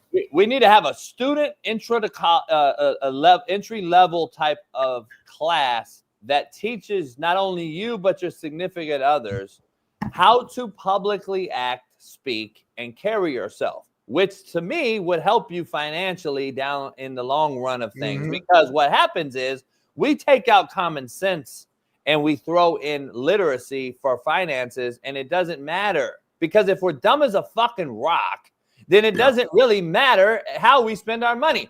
The fact of the matter is that I'm bringing this up for is because this girl doesn't seem overly, I don't know, smart. I don't know. I'm just throwing that out there. That's just my observation. Because to me, she can't read the room. If you don't stand up when the whole other room stand up, then to me, it's like, all right, what are we dealing with? Then on Travis's side, I'll let you talk. I'm just saying on Travis's side, to address, Matt, in my opinion, I want to get your take. To address the issue, to me, is bad PR, which comes down to common sense. I don't care no more. I need to leave it alone now because you understand you're now a millionaire who's about to be the first, second, third pick in the NFL draft, and it is what it is. Who cares? It is your life now. I think they're getting some bad advice, not Travis in Colorado. Everyone is getting bad advice as to who and how they speak to. I don't understand it, man. I don't. Well, it's now athletes and their relationships are like actors and their relationships back in the day. You know, the chats comparing her to Brittany Mahomes. Brittany Mahomes and Pat have been together forever and have kids together and are married and seem really happy, regardless if you like her or not. But then at the same time, they're comparing her to that, what is it, Brittany Rayner chick? Everybody knows who that is, right? The gold digging, you know, fuck anybody for a watch chick. I'm not saying she's there either. I don't know. I'm just reacting to this like everybody else. But I will say this. It's, as a young man in this position, it's almost, you got to be pretty naive not to think that there are people out there that have a very specific reason to be talking to you and with you. Now, I'm not saying that's what's happening with Travis, but you've got to be aware of this. If you're a young, Caitlin Clark's got to be aware of it, bro. Like anybody with power, influence, and money. Yes, with money and power and influence comes the snakes. So you just got to be careful. That's all. So I hope it all works out. They seem pretty happy most of the time, and he loves her. So I that's their relationship. And honestly, I hope that everybody can kind of step back a little bit and just let them live, dude. Just leave them alone. Just leave them alone. That's my bigger take. Just let them live. Again, I don't know if it's good, bad. I don't know. I don't care. That's his relationship. And of course, he's going to be emotional. You're right, JB. He probably shouldn't respond from a PR standpoint. But he's going to. 20 years old, 21. This is his fiance. He's probably pissed off, seeing all the stuff. He's emotional. It happens. We've responded on stuff and fans have said, you know what I mean? We all have had moments where we get emotional in response. So I get it. But to Matt's point, man, let's take a step back. Let whatever the situation is, let them figure it out. If he has to learn from something, he gonna learn from it. If maybe it turns out to be beautiful and they become Brittany Mahomes and Patrick and they get married, they have kids. Who knows? We don't know the future. But at the end of the day, that's their relationship. That's keeping on the field. So I wasn't nothing but the best. I hope they figure this shit out. Yeah, 100%, man. Well, let's switch gears here, man. I know I have to hop off here soon, but I still want to dive into this next topic with you guys here, kind of go into some NFL. So the 49ers are, I guess, planning to suspend linebacker Devontae Campbell. I don't know is it official yet? I was seeing comments that it may be official, but anyway, suspend Devontae Campbell for 3 games ending his season after Campbell refused to go into the game on Thursday night. Coach Kyle Shanahan has said that his actions from the game are just not something you can do to your team. Matt, reaction to he's still on the team. So I think, and you would know this more than me, Matt, because you played in the league. So I'm sure there has to be some sort of like logistics you got to follow since he was on the contract. I don't know if you can just could they just cut him and just keep it that? Is it that easy to just cut him, or is it? I'm sure they would owe him money if he got cut. Matt, you called it on this show last week, I think. When it happened, you actually were the one that called it and said, I would just suspend him so you don't have to pay him and he can't get repaid by a new team. You can actually suspend him, right? That's smart. And then, that's the thing. If they suspend him like they did, they don't have to pay him. Right. They suspend him without pay. If they cut him, I'm almost guaranteeing he's in 8 years or 9 years. They're going to have to pay the remainder of his 3 weeks. He's not just going to get cut for nothing. So, and then he could go to another team. So this is kind of like throwing it back at him like, oh, you want to try and play this game with us? Right. Well, motherfucker, we're not going to take this. So, I like that. He's I would doubt that he plays for anybody moving forward. This is a pretty bad look. Yeah, 100%. I mean, I think we're all in agreement to this. I haven't seen anything like this. I don't care what your emotions are at. I don't care how pissed you are about somebody else playing in front of you. At the end of the day, man, you got to be a man. You got a job. You're getting paid to do that job. And forget all the money. I don't care if this was high school and I wasn't getting paid a dime. These still my brothers out here on the field. I don't care how I feel towards the coach. I don't care how I feel like, if I feel like I'm better than the guy that's in front of me. Oh, well, you got called to go out there and show how good you think you are. They wanted you out there, homie. Like, it'd be different if they just didn't want to play. Like, they say, hey, we need you. Go out there. Go out there and make a play. Maybe you go out there and you ball the fuck out in the second half. You get a forced fumble. You win. You help win the game. This is a game that mattered to try to keep your season alive and make it to the playoffs. But you want to have a pissy fit like a 3-year-old and cry and bitch and moan and then go out and go to the locker room in front of your teammates because Dre Greenlaw, let's keep it real, a better player than you, got his job back. What did you think? Here's the issue I have, though, dog. Let's be real, man. Smitty, I know you got about a minute. This is what happens when you allow this. And we're allowing it at the college level at an all-time high. We're allowing free agents in the NFL to demand a trade and not finish their contract. We've been seeing this. And this is what happens when you continue to allow it and not coach it, man. And that is from a hierarchy standpoint. I'm just talking – Matt can talk on it better than me, but it comes down from, how we're creating this with Roger Goodell. Tank Johnson talks to me all the time about it. It's a joke. It's a mockery. It goes back to, after careers are done as far as health benefits. And all this is tied into what we're allowing and thinking we're going to get out of these players while they're on the field, only to fuck them when they leave and retire. So, again, we're thinking we're helping them by allowing all this benefit and allowing them to get out of, tough situations. And now you get this. And I think we're creating a bad precedent. That's just my personal opinion. Yeah, I mean, this cat has cooked himself. So self-sabotage is a hell of a thing, bro. We'll see what happens in the future if he gets another job. Don't you think if we keep allowing it, though, we're gonna get this more and more and more? I don't know how you mandate that this doesn't happen. He made a choice. Yeah, he made a choice, and then this guy, he's not like some rookie, like 2 Well, years. you can't make him not do it. If he wants to do it, he's doing that shit. He's a 9-year vet, so he's not even of the NIL era in college. He's not even of the era of guys like sitting out like that. So like my thing is he just didn't want to play like that. Like there's no other reason. Like and I get what you're saying, Debbie. You make a great point for sure. But you're like tying it together. But like I don't compare it exactly to the college guys. And again, I don't like them doing it either. But at least like I have some like okay, this guy is sitting out the bowl game because he's projected to be top 10. He doesn't want to risk it. Again, I want him to play, but at least I understand where he's coming from. This right here, you just didn't want to play because you're emotional. Like there's no the college guys, that's fixable with just switching the date. Yeah, well, what the fuck NCAA? Just make the date for transfer portal after the fucking national title game. Yeah, but I still think there's a but we talked about this for years, Matt. I don't know if that's even fixable because if the kid wants to leave, he's leaving regardless of the time frame, and that's just the bottom line. He's going to leave regardless. And I didn't see anybody leave in the middle of the season anywhere until the portal opened. Yeah, well, during the middle of the season because just make the portal open after the national title game, and you don't have the option to leave. You can quit. But we talked about this behavior or this problem, Matt. What do you do though? Because the reason they can't leave in the middle of the football season because they're in the middle of a fucking academic quarter or semester. Right. The same thing goes on. The same thing's happening because Matt and I talked about this a long time ago. What do you do if you do wait on the portal opening after the bowl season? Then the semester started at the new school, you can't get in. So this is my point and Cam Newton's point, Matt. Like, stop calling them student athletes, homie. If they were is redshirting quitting now? I don't know. The chat's like going off all these kids. All these kids redshirted in the middle of the season. Do they quit the team too? Yeah. When they redshirt, do they quit?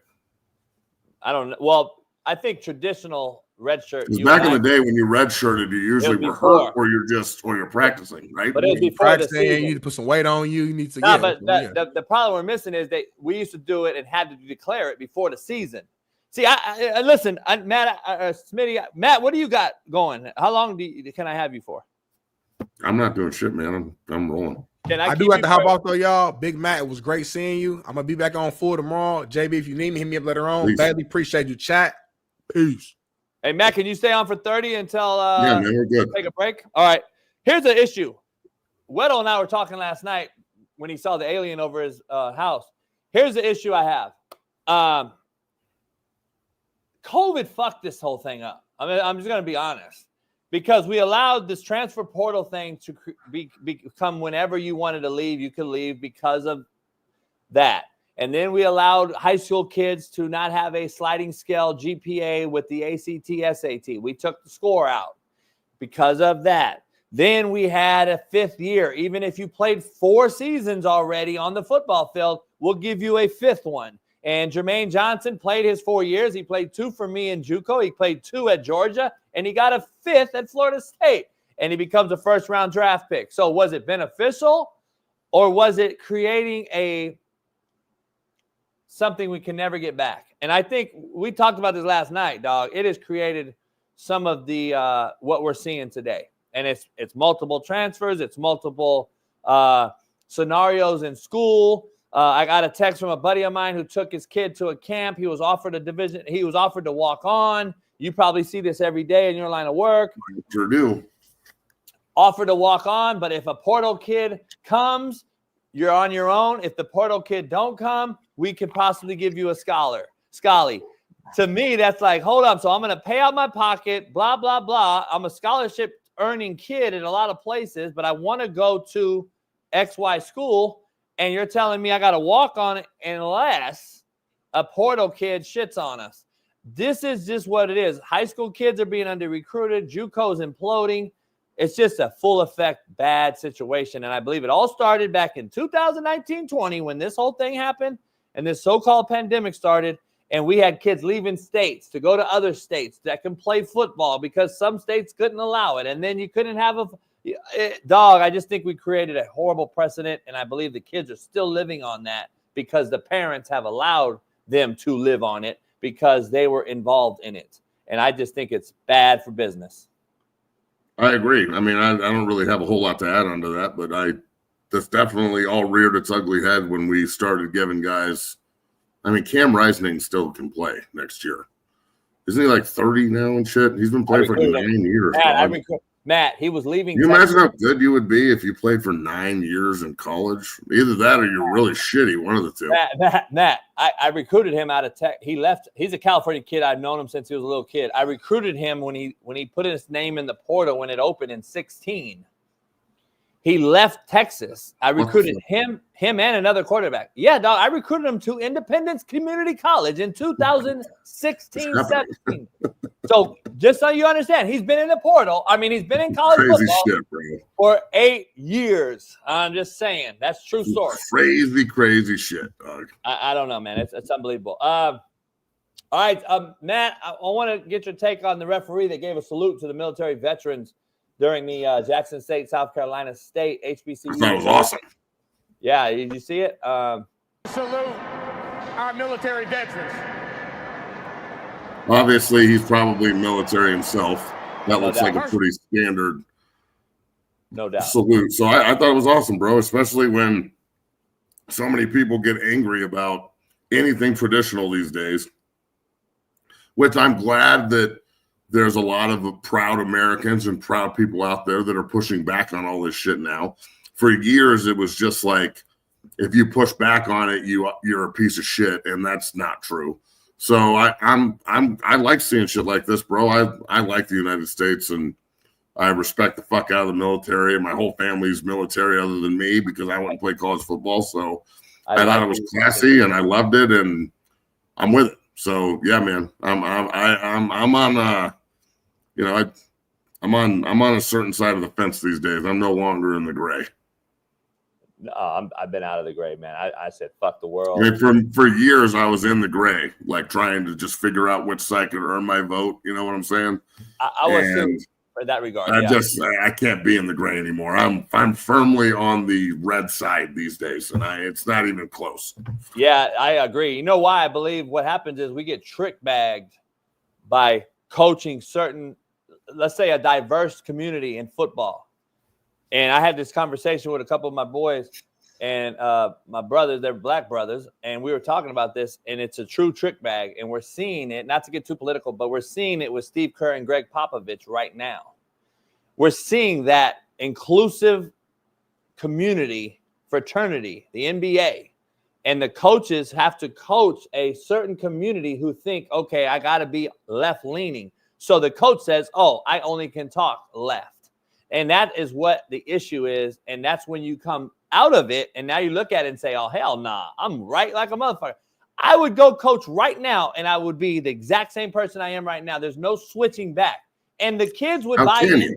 And the kids would buy into what I'm telling them. I'm not going to push them to a political vote.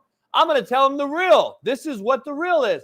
I don't give a fuck who you vote for. All I'm going to give you is the knowledge or the history lesson, if you will, on what's going on.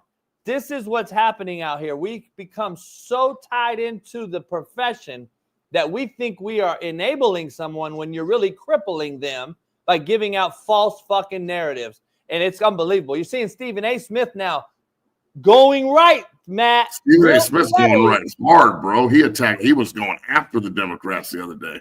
And you can only get fed so much bullshit for so long and smile. Like, come on. The left doesn't feel like they've been lied to. The issue with that, Matt, is it's full of liars. That's the problem. No, you're right. It's easy to come after the fact, though. Like you and I are before the fact. We are ourselves telling you what we predict. I thought it was pretty crazy, yeah, for a long time. What we think, what we predict, we call it out before it happens. And then we're the martyr or we're the genius. But it doesn't matter. After the fact, we're the same guy. Stephen A. could have been doing this during the election, but guess what? He was left during the election. Now the election's over, and now all of a sudden you're right. That is the problem I have. I just got to stay genuine and organic. Well, I will say this. It's good that he's opened his eyes and he's thinking rationally. That's cool. Well, it's also the fact that he has a podcast and he needs likes. Well, regardless, it takes a lot to switch your opinion. So I'm not going to tell him he can't come over to the side of rational thought and, just like common sense like that. I'm sorry if that pisses you off, then that sucks for you. But I'm on the common sense side these days, bro. Yeah, me too. I think we've all been on the common sense side. I just don't think we've expressed it with the platform now we have. So we got to move on to common sense, though. And common sense segue, Matt, is it going to be Jonathan Taylor, please? No, we'll dive into that. But I got to talk about something. You actually sent me this. Bailey has it in the rundown. Oh, bro, I didn't even know what to do about it when I saw it. I don't know what to do about it now. I don't know what I'm going to say. What is going on here? I thought this. I'm going to let the comments in the chat run with this one because I thought I was getting punked when I saw this. I'm talking you through this. I thought it was CGI or AI or whatever they call it. AI, CGI. I thought this was like a high school band fucking around and they put the NFL game behind it. That's what I truly thought. I didn't think this was the NFL cheerleader boy. And he was, what do they call him now? Zesty. He's as full-on flamed as you can be. And listen, this is what the equity DEI hires have allowed. And that's just my opinion. But this is all-inclusive. No, it's not. And this is why we push women to coach and referee. And I saw more women referees yesterday. I wish the one woman that would have been the one that Tomlin told to get the fuck out of my face. That would have been the great part. And when that happens, what is going to happen? See, that's the part I have to say. If I cuss out a woman ref, I am going to be the devil. And now I can't coach properly, but we allow this right here, and that is going to allow that later. I'm just telling you, man, it's coming down the pike. Somebody's going to cuss out a female ref. We're going to have an issue, but we allow this, so we can allow that. I'm just telling you. I mean, when I saw this yesterday, I just sent it to you and Bailey and wrote, what the fuck? Like, look, do you want to be a cheerleader? That's cool, I guess. In high school.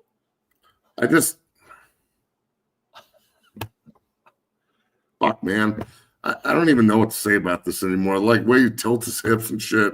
It's like it's really making me like feel what? Like way. what? Like he did what? When he tilts his hip like that, that really, like she's doing, it really bothers me a little bit. I don't know why. Hold on, dog. Yeah, dog.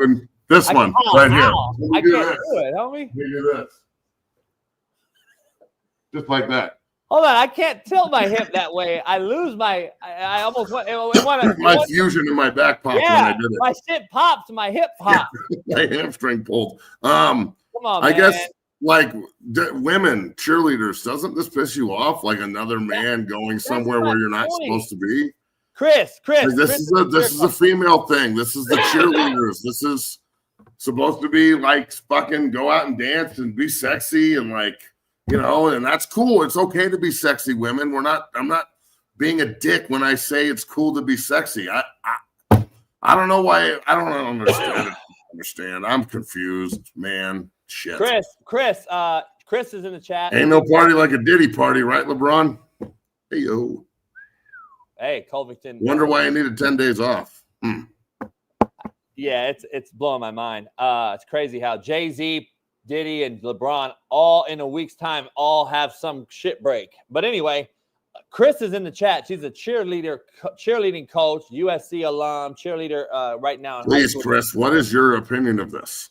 Chris, she said it's been happening forever, and I get it. I know it's been happening. I'm not saying, yeah, but I've seen guys like pick chicks up and twirl them and stuff and catch them. I've never seen a dude with pom-poms before, ever. Here's she summed it up right there, Matt, about as eloquently as you can. That's what she said. That's her statement. I love it. Well, that's what I'm saying. Like a female that put in all this work her whole is life probably better than him, and he got the job because her whole life they're trying to make sure that they don't piss off the community and they don't have fucking picketing and people outside pissed off.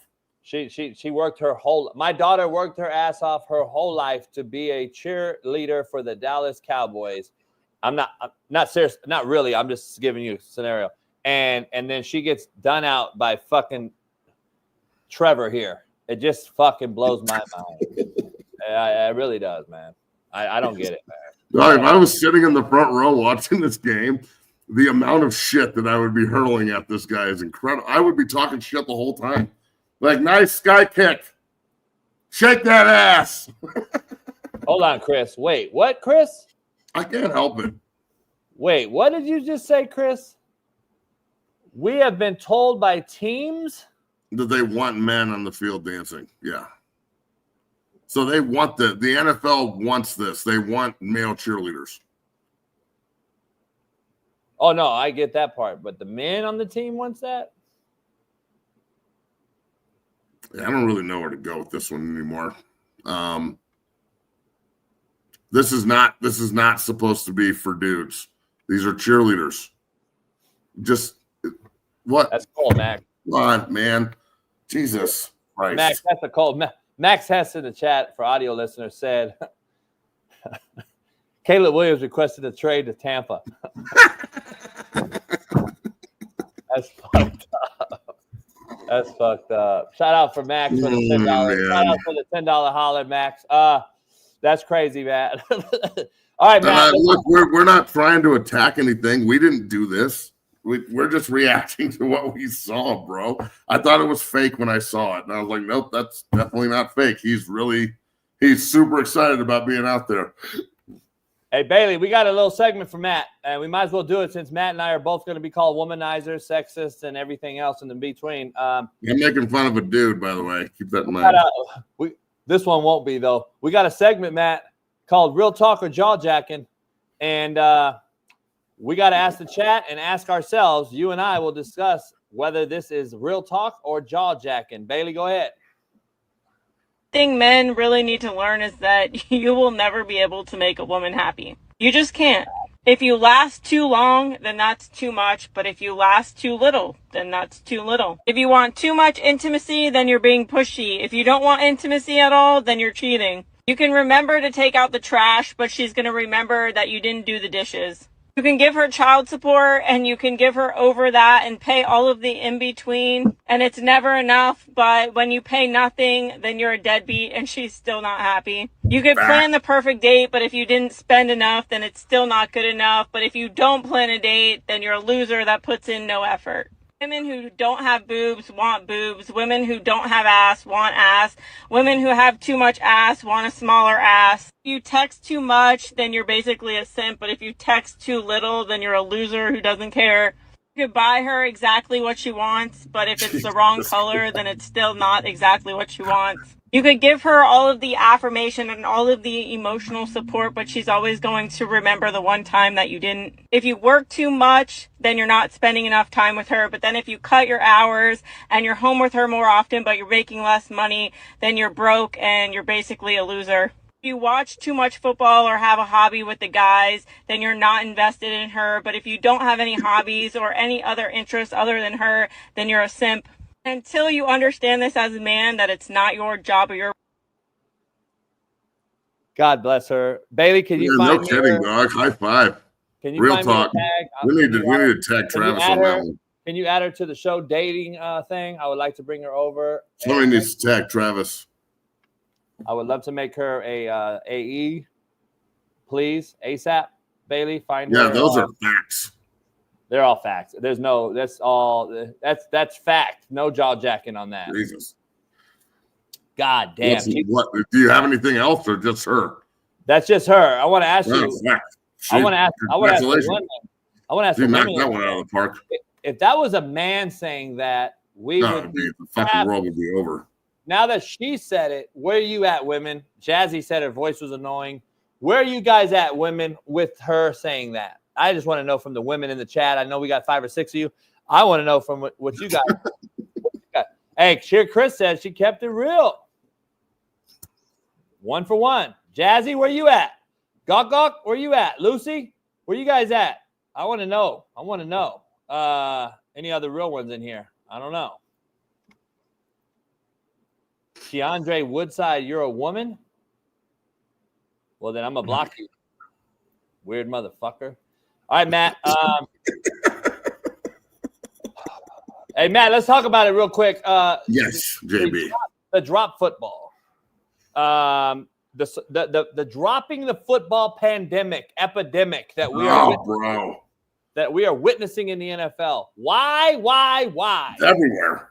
I want to know why we dropped the ball before the fucking pylon, number one. I don't get it. What are you doing? Just run. Skill players. Why do you do this? Why?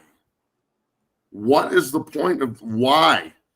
Do you need to celebrate one step earlier? Run through the fucking line and score a touchdown and just flip the ball back like Barry Sanders. And, bro, if they – look, I know a lot of Bronco fans are going to be like, oh, it was 31-13. They beat their ass. No, they didn't.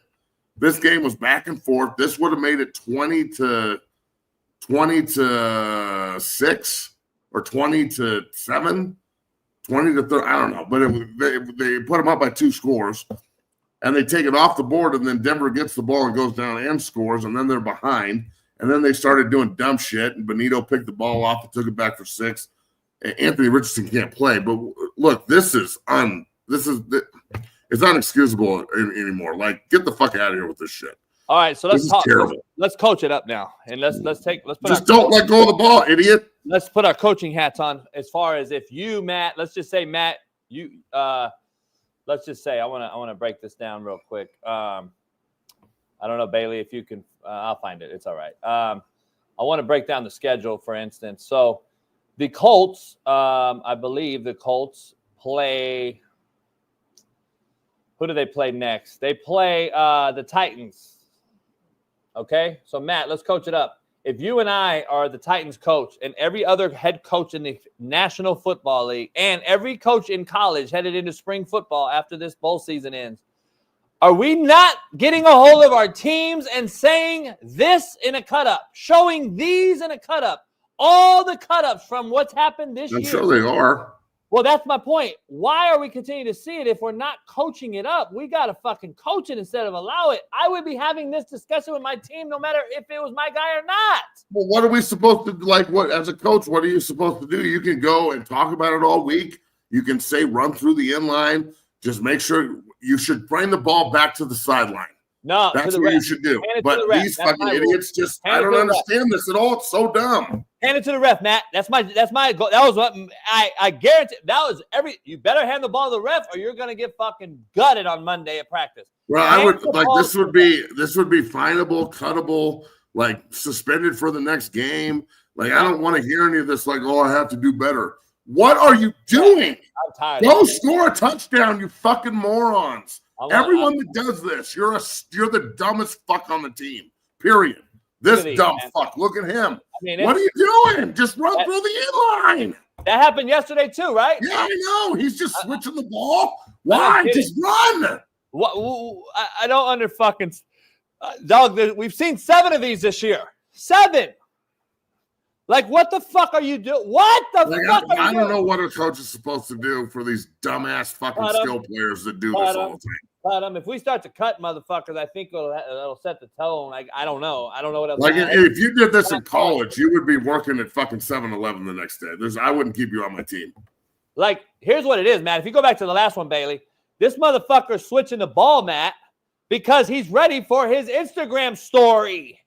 He's switching the ball because he's ready to do some sort of fucking flash with the crowd. And I want to fucking make my video for Instagram. These motherfuckers are killing. It's unbelievable, man. I know we can't bench Jonathan Taylor. That's why I said college, but I'm glad you're listening this morning. This happens every week, it seems. It's unexcusable. I would never want this guy on my team ever again if he did this shit. Like that. What a fucking chump move. Just immediately, you're a chump. Unfucking believable. Yeah, I would call you something else, but then Stupid motherfuckers, man. Then Cam Newton takes you and I. So fucking dumb. Hey, did you see that one of our clips made Newton show? Oh, yeah. That's pretty cool. I didn't realize it. I told Bailey when Bailey showed me, I'm like, oh, fuck, that's why. Because Cam texted me like hours prior, and I did not know because we were on the show. And I did not know that Cam was going to use. I was like, dog, go at it. Hell yeah. Do your thing. You don't have my permission. I'm glad that so many people agree with us. Like, fucking play, dog. Like, the kid from Penn State, did you see that? I didn't think anybody would be leaving fucking during playoffs. Man, I told you that last year. It was just like, there's no way. Why would you leave the playoffs? But isn't this the point I was making earlier about the kid, the shitbird who quit on the Niners, though? This kid quit on his brethren that he committed to. I don't care about I understand the timing and all this shit, but also I understand the last I checked, James Franklin was the same head coach you signed to. So what has changed, homie? You committed to this team who's a playoff team, Matt. You're in the playoff one time. Football don't matter, Matt. I'm just going to cut it short. I'm not even going to say nothing now before you get out of here. Football don't matter to these kids no more. There's no investment. Yeah, I was shocked to see this one, and it. I guys. We're I guys. That sucks. We're I guys, homie. Well, we saw it last year, though, Matt. We saw it last year with the backup at Texas, Malik Murphy, right? He left during the playoff. So it ain't. I knew it was going to happen in the 12 team. I knew it. But like I said, what happens if Aller goes down and this kid could come in and save the fucking day? And isn't Drew Aller going in the draft this year? He said he may come back, but I don't know. Doesn't matter though to me. If you're like, okay, and then I made a point, Matt, and then we're gonna end the show with a little fun segment with you before you leave. I made the point of, okay, allow the kid to transfer, enroll in classes at Michigan, but stay at Penn State and finish the playoff run. That is what you would do if you really are about the player, student, athlete that you claim, which is we know it's not. But allow the kid to stay at Penn State, but transfer to Michigan, even though that's an fucking moron. If I would ever allow it, I'd boot him off the team. But that's, again, if we want to be the fucking savior, allow him to at least enroll in classes. Because in his statement, Matt, he said, hey, I don't want to leave right now, but I can't get into another school. I put that on the kid still because you committed there, and now you're decommitting. Yeah, but they could just fix the schedule. I mean, they could, but I don't know if they can. They would have to move the bowl season way up, in my opinion. Just make it so everything they make fucking stipulations for athletes all the time. They could figure this out if they wanted to. Yeah, I agree. Just like tonight, you and I have discussed this before we. Well, I just think that now it puts the onus on the player, and the negativity is shoveled at the player rather than the institutions, when in reality the institutions set all the dates and put the player in a bad position if they want to leave. Personally, I think that they should just be staying and playing. We talked about this, like play the game, play the bowl game, play the playoff, and then make a decision. But if they're saying that you can't make a decision after the fucking season and you have to do it right now, I guess you got to make a decision right now. It sucks. Yeah, it's crazy, Matt. Matt, before you get out of here, I appreciate you staying on longer. You got to have the show today with Bailey? Yep, 1 o'clock. 1 o'clock, Heisman Trophy special. Head on over there and watch 0 to 60 pod with Matt and Bailey.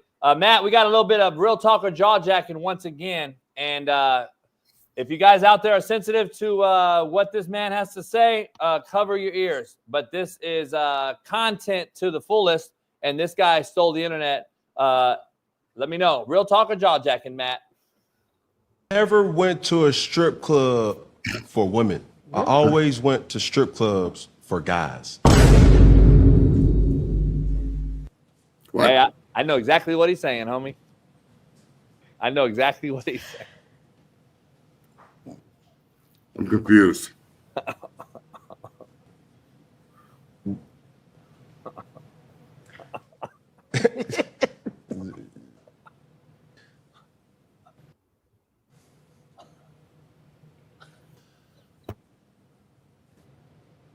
Can someone explain this to me, please?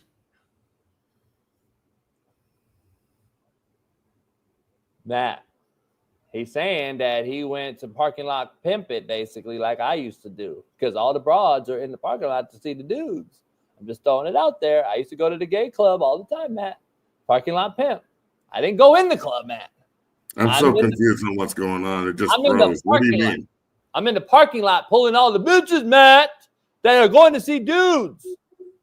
Get it? Oh, he's talking about a male strip club. Yes. I didn't fucking know that. He didn't say that. All right, one more.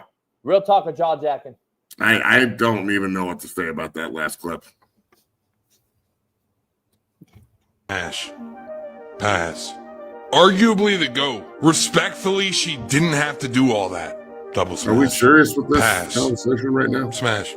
That is literally Anthony Richardson. Pass. And no, you cannot speak to my manager.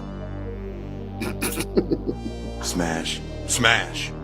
On some teacher shit? Yeah. But hold on. Shout out to Trevor Lawrence's mom for the glow up. Smash. He looks good, but for some reason, pass. But she looks fun. Yeah, I would. Smash. I was actually really shocked at this.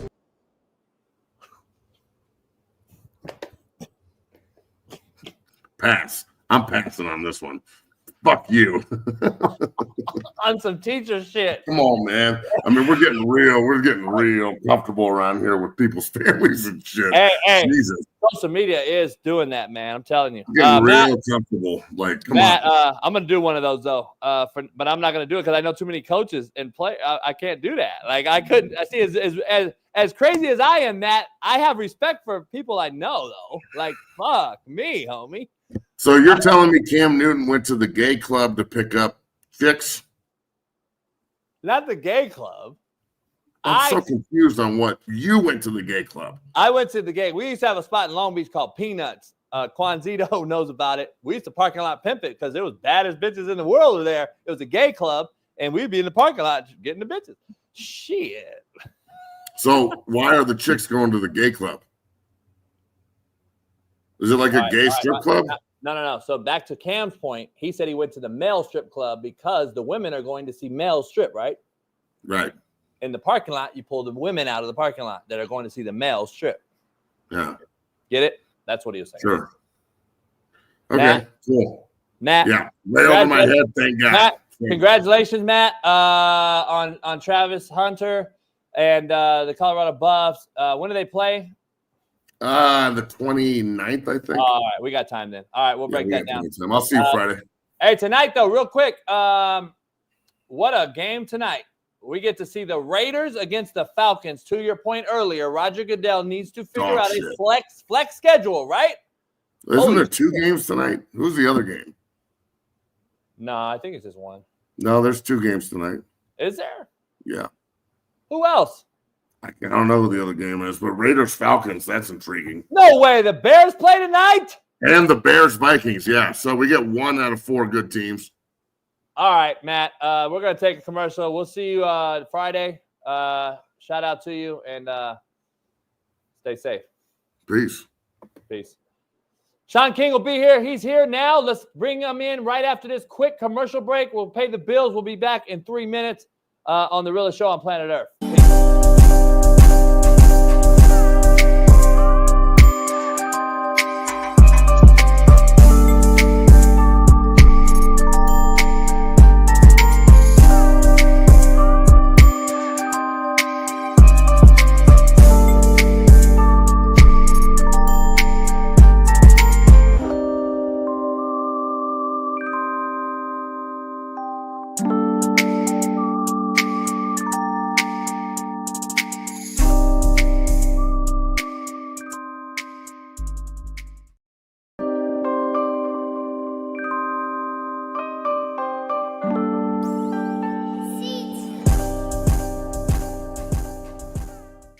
I guess there's a female that's not very happy with me. I guess something that me and you did in the studio, I believe. Well, let me read it for the audio listeners. So it says her name is Alejandra, I think, like Cafe, her name on Twitter. Says JB, just saw your video where you used a clip of me from the news, ran it back several times and made very crude comments. I honestly can't believe you would or anybody would speak on people living their lives in a way that they please, and you don't know them. Shaking my head. JB responded, said, "Excuse me, show me, please. I can't wait to see this."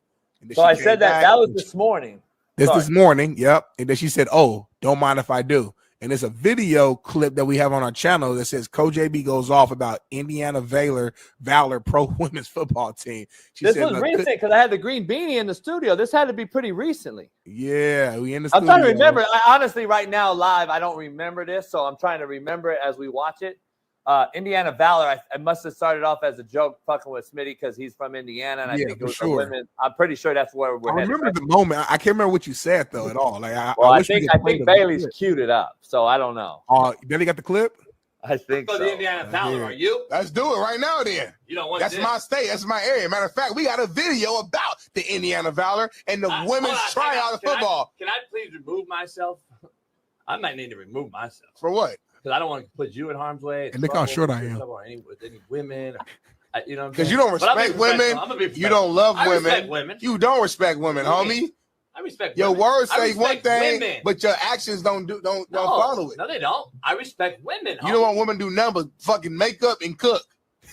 Do makeup, cook. It's not true. And sleep with you and stay home. I want women to go get the bag. No, I want them to be entrepreneurs. It's real shit. I'm not lying. Why would I lie? I want them to be entrepreneurs. I want them to be CEOs. I want them to be great mothers. I want them to be fucking women. But I don't want butch haircut motherfucking broads coaching fucking football around a bunch of sweaty men who let their nuts hang in a motherfucking locker room. And then I got to go home and watch your dirty foot broad ass get into my motherfucking bed after you just got socked in the face in an MMA fight by a 300-pound bitch. And then I come home and tell me, come on, baby, let's go shopping. Bitch, get out of here. You just got pummeled by another broad and your feet look horrific and you just snapped your motherfucking femur. I don't want to watch that. I don't want that. That ain't no female, homie. Okay. So for clear, I think that's what she's mad about, JB. I don't know if she's mad about that though, because she said I talked about. Nah, because she said I talked about her in specific. Well, the clip is still going. I mean, it's a long clip. Let's find the moment. It's a 12-minute clip. Bailey, can you find it before or no? No, I was like, maybe, yeah. Well, shoot. Well, where do I talk about? Let's play around with it live. Oh, and pause. I just try to skip through until we see. I'm sure we're gonna. Here we go. Here we go. Let's just start it around here and then let's see. Let me rewind. She's a black woman though, so I'm trying to see. I'm trying to see. Okay, hold on. There we go. There we go. Oh, here. Hold on. Oh, okay. Go back. It's a Valor. and check out the tryouts here. Hey, Indiana's newest pro football team held tryouts trying to fill its roster for the 2025 season. More than 175 women from across Indiana showed up today, hoping to land a spot on the Indiana Valor. This team is set to join the Women's Football Alliance League next year. They competed today in drills to showcase their skills, speed, and football knowledge. One player's been telling us she wants to inspire football knowledge, their skills, drills to showcase their skills, speed, and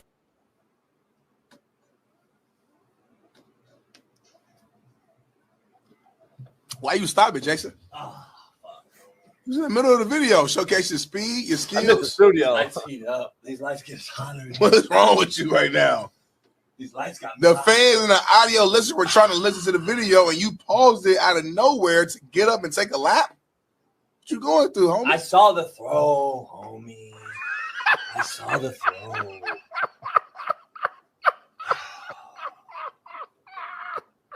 Can we take a moment? Listen. That's a good dig, Ralph. A good dig throw. 3-step. Smitty, you got to stop telling yourself that it's a good throw. Like, seriously.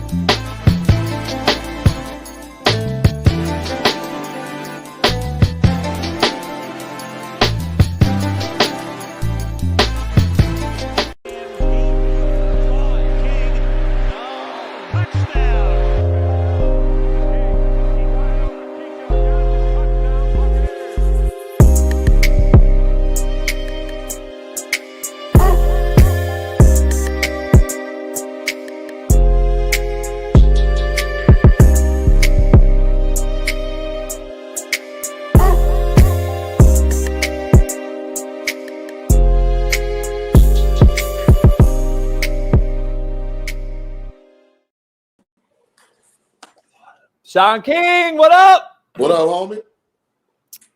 Hey, man. She threw the ball, man. I wanted you to break down the throw, but, you know, we're not going to do it to you. I'm not going to put you in harm's way.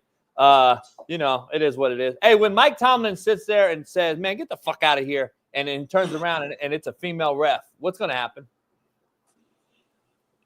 Nothing. She got to eat that. Shit, he gonna get canned. I'm telling you. Did you see the little boy dancing for the Tampa Bay Bucks? Your team? Yeah, I Come tried. on, Bailey. This is his team, Bailey. This is his team. I tried to ignore that, dog. I tried to ignore that. Yeah, but you can't ignore it. It's out there, man. Hey, Shaun, it's there. It's out there. You know, it's out there, Shaun. I don't know if you realize that or not, but your boy's out there with the hip sway, homie. So I'm just saying, I know you're mentally blocking it out, but isn't this the way to allow the more women refs, and then we're going to cuss out refs? It's going to be a woman one day. We're going to have a problem. I'm just telling you, watch. I hope not. I mean, you want to be a ref. Refs get talked to extremely forcefully at times. As though you shouldn't have to watch your words based on gender. I mean, you get in that profession, you know what it is, right? Yeah, I get it. I've cussed a few women out. I called one a horrible thing. But anyway, Shaun, we got to go right into it, man. The Penn State quarterback backup has came out with a huge long letter and just say, I quit. Just fucking stop doing all that. I quit and get the fuck out. That's what I would tell his Twitter to say. But this is the issue. There's a huge dive deep into this situation, Shaun. You and I are on the same page, I think, when it comes to this. There's twofold issue here. We got an NCAA issue where we've allowed this to occur during this particular time. We saw Malik Murphy leave Texas in the playoffs last year. I said before the season, you're going to see opt-outs in the playoffs this year because there's more teams to opt out of. And the portal window. Lane Kiffin's bitching about it. I've been saying it for years. The timing of it makes zero sense. It is a broken system. It should have never even been invented system. But also, Shaun, how much onus are you throwing on this kid? You committed to James Franklin. He is not a new coach there. This is the same staff for most part, even a new OC, which has upgraded you, I would argue. So what do we put on the kid? How much weight do you put on the kid for actually wanting to leave his team that he committed to versus the NCAA and the timing of it? I think we're allowing the kid to get away with this, and we're blaming too much on the portal window. Come on, man. You and I wouldn't even have thought about leaving anyway. It don't matter if there was a portal open or not. So that's my point on this whole thing. Go ahead and kill it. I think you got to view each situation in its own prism. And in this particular situation, the kid's in an untenable situation, JB. I mean, Drew Aller wasn't good enough to go pro, so he announces he's coming back. They just had that new early signing period on the 4th. Quarterbacks are jumping ship every day. So now you put this kid in a situation, what does he do? If Aller goes pro, okay, he's going to stay. Aller announces he's coming back. Now, damn, I got to spend another year backing this guy up, and I think I'm better than him anyway. I need to play. Pruitt is a guy that needs reps. So do I do the loyal thing and go through the college football playoff, and after this is all over, have like very limited opportunities? Or do I go ahead and hit the market now and find myself a home and at a legitimate, price? So this kid's in a tough situation because Aller said he's coming back. When they recruited this kid, I'm sure they were telling them Aller will be gone as soon as he's eligible for the draft. Shaun, there's over 6,000 kids in the portal right now, dog. 6,000. I still got access to the portal, by the way. There's 6,000. 6,000. There's no excuse. Like, to me, if this was JB Jr., what would you tell him? And Aller just announced yesterday he's coming back for another year. Look what it looks like, Shaun. That's the portal right now. Oh, I know. The portal's that's the portal. And all those kids are looking for the same thing, Shaun. Right. The timing of the schedule that NCAA has in place is flawed. The kids are entitled. But I'm saying in this particular situation, understanding that this kid has shown ability in small sample sizes of coming in the game, yet when they recruited him, everybody thought Drew Aller, when he was draft eligible, would be going to the NFL. Now, all of a sudden, he announces he's coming back to school. Well, you and I are from the same era. There was no option for us. Right. We didn't care. And our daddy was at home saying, motherfucker, go ahead and quit that team. I'll beat your ass when you get home. See, that's the difference I don't think people really realize. My daddy wouldn't let me leave. It don't matter how good the quarterback was. I was supposed to go beat his ass out. Here's the issue I have. What year is the kid? Do you know offhand? I think he's a redshirt sophomore, I think. Because I think he played some last year as a redshirt freshman. Either way, I got to ask you this. Like, we don't know the privy conversation between him and James Franklin, who has a very strong hand on the offensive side, being an offensive guy. I don't know what the conversation was like. If it was my kid at Penn State, the question you asked me is, I would say, when I recruited him, the conversation would have been, from me, you have an opportunity to compete against Drew Aller.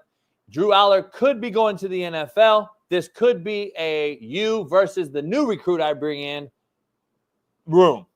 Now, if Drew Aller stays put because he wants to better draft stock, then you and him are going to have to compete in the spring based on what his season came out to. We're obviously a playoff team. He's been up and down. You could say, to say the least, right? If you're a quarterback evaluator, Shaun, I think you've seen enough of him. Say, all right, he's a hit and miss guy.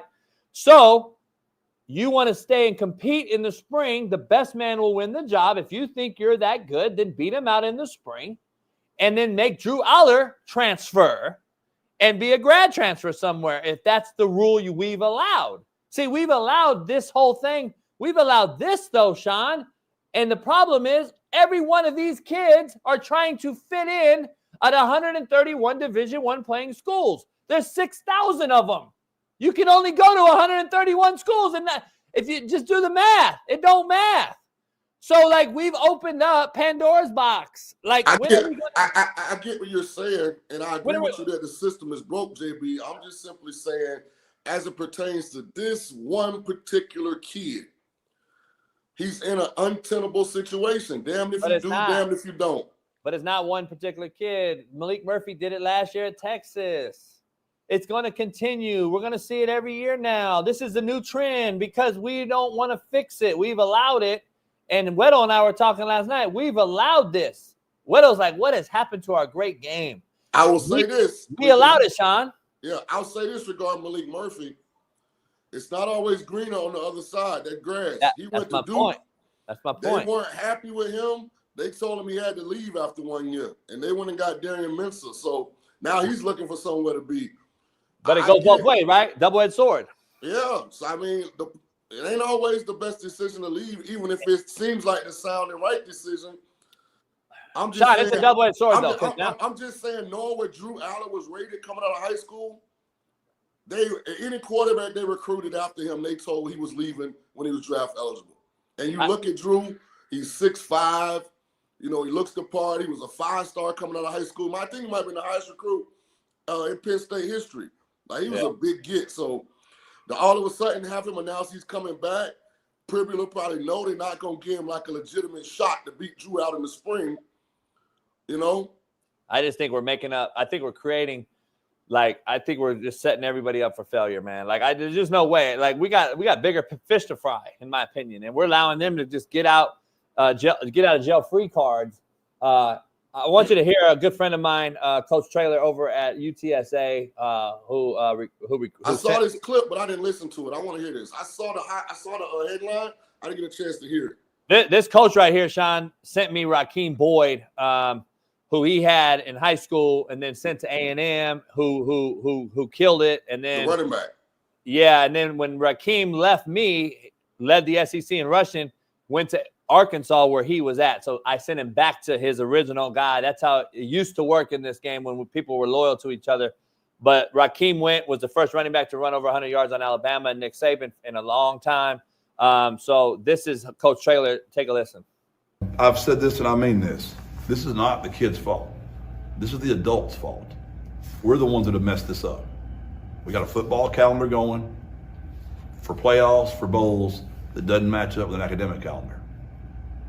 Classes end in December. They start again in January. The kids are the ones being caught in the middle of all this stuff. So you have two things working against each other. You have an academic calendar, you got football season we all want finished. And everybody gets mad at kids, and the kids are in a bad spot. And the problem is when a coach tries to explain it, it sounds like we're complaining, and we're just describing what's really going on right now. So I don't see how you hold it against the kids, because they're in a tough position. That's a lot to be thinking about. You got so many of them don't have anybody that even understands what to tell them. Some of them don't even have good people around them. They just don't. Some do. The ones that have good advisors around them, they make really good decisions. Those ones that don't, they just have their coaches. It's just their coaches. And I feel for them. I feel for the kids. And they're looked at as in the wrong here, and really the adults are the ones that messed all this up. Shaun, go ahead. No, I agree with him. I think the NCAA did not think this through. They were rushed to make this decision. They didn't take a comprehensive look at what makes it a viable introduction into scholastic sports. And I'm talking NIL transfer portal. They did not think the whole thing through. From representation, from calendar to option, to amounts, like they just put it in place and people figuring it out as they go. So I agree with Traylor in that because the adults instituted the options and didn't think them through, you can't really blame the kids for taking advantage of them. Yeah. Right, wrong, and indifferent. You know what I mean? Yeah. If it was my household and my kid came to me, there would never be a discussion about a portal, though. I don't give a shit about the window of opportunity that the calendar has presented itself with in the NCAA's regards to what Coach Traylor was saying. And I've let Traylor know. He knows how I felt. My household, the kid ain't leaving anyway, so it doesn't matter. You don't even need to look at the fucking calendar. You're staying put. That is my point to his point of the adults have failed. I believe it starts at the home. We've lost the home front, and then it goes to the 7-on-7 personal trainer, high school coach that has allowed our kids to fail again. So now we have, and then you topple that with helicopter parents from the youth level on up We have a huge wild, wild west, and it goes to, okay, so now the coach can leave before a bowl game in the sense of Marshall. Their whole team leaves. They don't even have enough players that want to play in a bowl game, meaningless bowl game as the NCAA's deemed it. And now you have a game that you have to go find an opponent for. An Army has to go find whoever, Louisiana Tech or whatever. And now they have a game. To me, dog, this is the wild, wild west. Y'all asked for it. Y'all asked for it. What makes it crazy is Marshall is the conference champ. They won the conference championship game, and the coach left for Southern Miss. That tell you how bad it got to be at Marshall. Yeah, man. Listen, it's a wild, wild west, and I think the adults at the same. I think the adults are like me. Everyone wants me to leave California. I want to leave, but the problem is, I also on this side. I'm the guy to stay and fight. I want to fight and fix it, right? The adults in the room have to say, man, are we going to fix it for these babies coming up, or are we just going to hog ass out of town too, like they do? So now it's because kids only know what they know. I don't care. I don't believe a kid should be on the same playing field as an adult 45-year-old who's coached his whole life in a profession that has allowed him to better his family versus a 17 to 21-year-old who doesn't know how to manage a pocketbook, bank statement, or pay a light bill.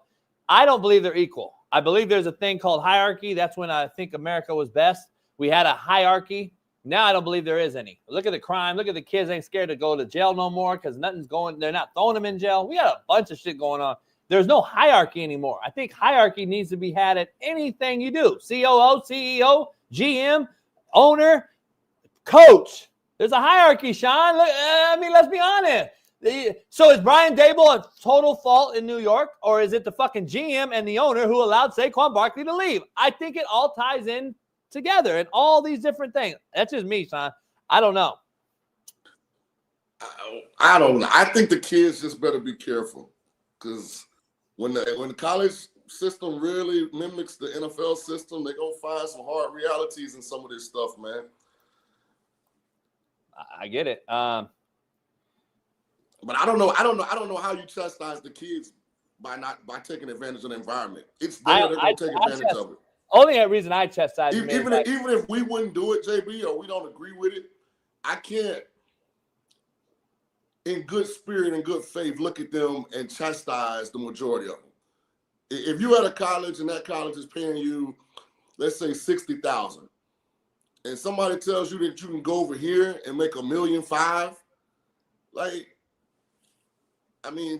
it's even though it's disgusting and it's distasteful and I hate it and it's teaching all the wrong things, I don't know how you tell a kid not to take advantage of the opportunity. Yeah, I don't know. I just think for every one that is successful, there's 6,000 that are unsuccessful, and we don't look at it that way. We only look at the Joe Burrow that left Ohio State and had success at LSU. We only look at the developed product in Jalen Hurts, who had great development under Nick Saban at Alabama, who goes for 1 year, has a great success under Lincoln Riley. We look at that. Those are very, very, very small success stories if you look at the big picture. Because the rest of these guys, Shaun, we don't know who they are and never will hear from them again. But no one cares about those guys. That's the problem in fixing it. When you fix it like you and I want to fix it, we look at that problem. But to dig deeper into it, the factuality that you just said, the reality that most of them not going to the pros, makes it even more of a reason if you got an opportunity to create a financial windfall to go and take advantage of it. Because you know what I'm saying? You're not a pro guy. But if you're going to make $400,000 extra over 2 years of this program as opposed to the one you at, how do you tell the kid not to go take advantage of that? I think that's where the problem lies, man. This is not the NIL as what it was at least put on paper and presented to the country as. This is a pay for play versus what it was presented as was, hey, I'm going to sell 1,000 Slapdick Nation hoodies in the student store. You get all the money. That was what NIL was supposed to be. That was my growing up best friend Ed O'Bannon's reason for suing the NCAA. Right. Because their name, image, and likeness was taken advantage of. I should be the one doing it more than anybody. Netflix got billions of dollars off my name. I'm trying to say that is what it was designed for. Right. And these clowns are getting paid and we don't even know who they are. Shaun, we knew that the backup left corner and the backup running back, they're not going to get no money in the student store. So what happened was now we're getting yelled at as a collective unit by Nick Saban when the quarterback's making $3 million and the backup's making $300. Now, I got to get cussed out the same as the guy making $3 million? Hell no, I'm out. Greener pastures ahead, but they really aren't because 6,000 fail. One makes it. And now we're like, Joe Burrow's out there, JB. Yeah, there's always an anomaly, Shaun. But Shaun, real quick before we bring in E-Dub, I got to ask you, again, Washington State's head coach, good dude, Jake Dickert, he's come out and said that quarterback who's balled out this year, John Metier, is still practicing with the Cougars and is taking time to decide if he will enter the portal or not. And context to the story, Shaun, the offensive coordinator at Wazoo left and is taking the OC job at Oklahoma. So, again, fact check this, Bailey. I think the kid just announced he's leaving. Fact check it, Bailey. See, here's the issue, man. I just saw the kid just said he's leaving. This is the issue I'm talking about, man. This is an adult issue. I agree with Traylor, but I also agree with some sort of accountability as a grown-up. You kids want to call yourselves grown men when we call you out on something. You say, I'm grown. Don't holler at me like that. If you're grown, son, then own up to the commitment you made, man. You are just leaving this whole team you sat there with the whole year. Hey, and it's easy, Shaun. It's easy to blame the grown-ups, but dog. Aren't the grown-ups the reason? Didn't they kind of create this energy in college sports? They did. About 10, 12 years ago, man, they started jumping from house to house at an all-time high rate. Them salaries started getting inflated. I mean, they kind of created this. I feel like it was that coaching movement that started the conversation on the national platform about the unfairness in compensation. Listen, Coach, Shaun, regardless of what it is, he has entered the portal. Yeah, I thought I saw that he's in the portal now. He's entered the portal. Can you blame him? The Pac-12 commissioner completely screwed up that whole negotiation last year. Some kind of way Washington State and Oregon State get left out of all the movement. Now his OC goes to Oklahoma. So you can go from oblivion in Pullman, Washington, to go and play in the SEC and making a name for yourself, making more money. I can't blame the kid, JB. Okay, let me ask you this, though. We're in the Wild Wild West, Coach. Shaun, I already said it. Why then do coaches let players stay while deciding whether they are going to the portal or not? Or why do they take the players back after they entered the portal and decide they want to return because they tested the water, Shaun? Like you put your foot in that damn Pacific Ocean on my boat that day and was like, hell no, I'm getting out of here. Yeah. They did that. They dipped their foot in and then they're like, I reneged. You dealt me the wrong cards, homie. Like, nah, dog. Like that's so every situation different. Let me speak on Tulane. So Tulane had a redshirt freshman started quarterback this year, Darian Mensah.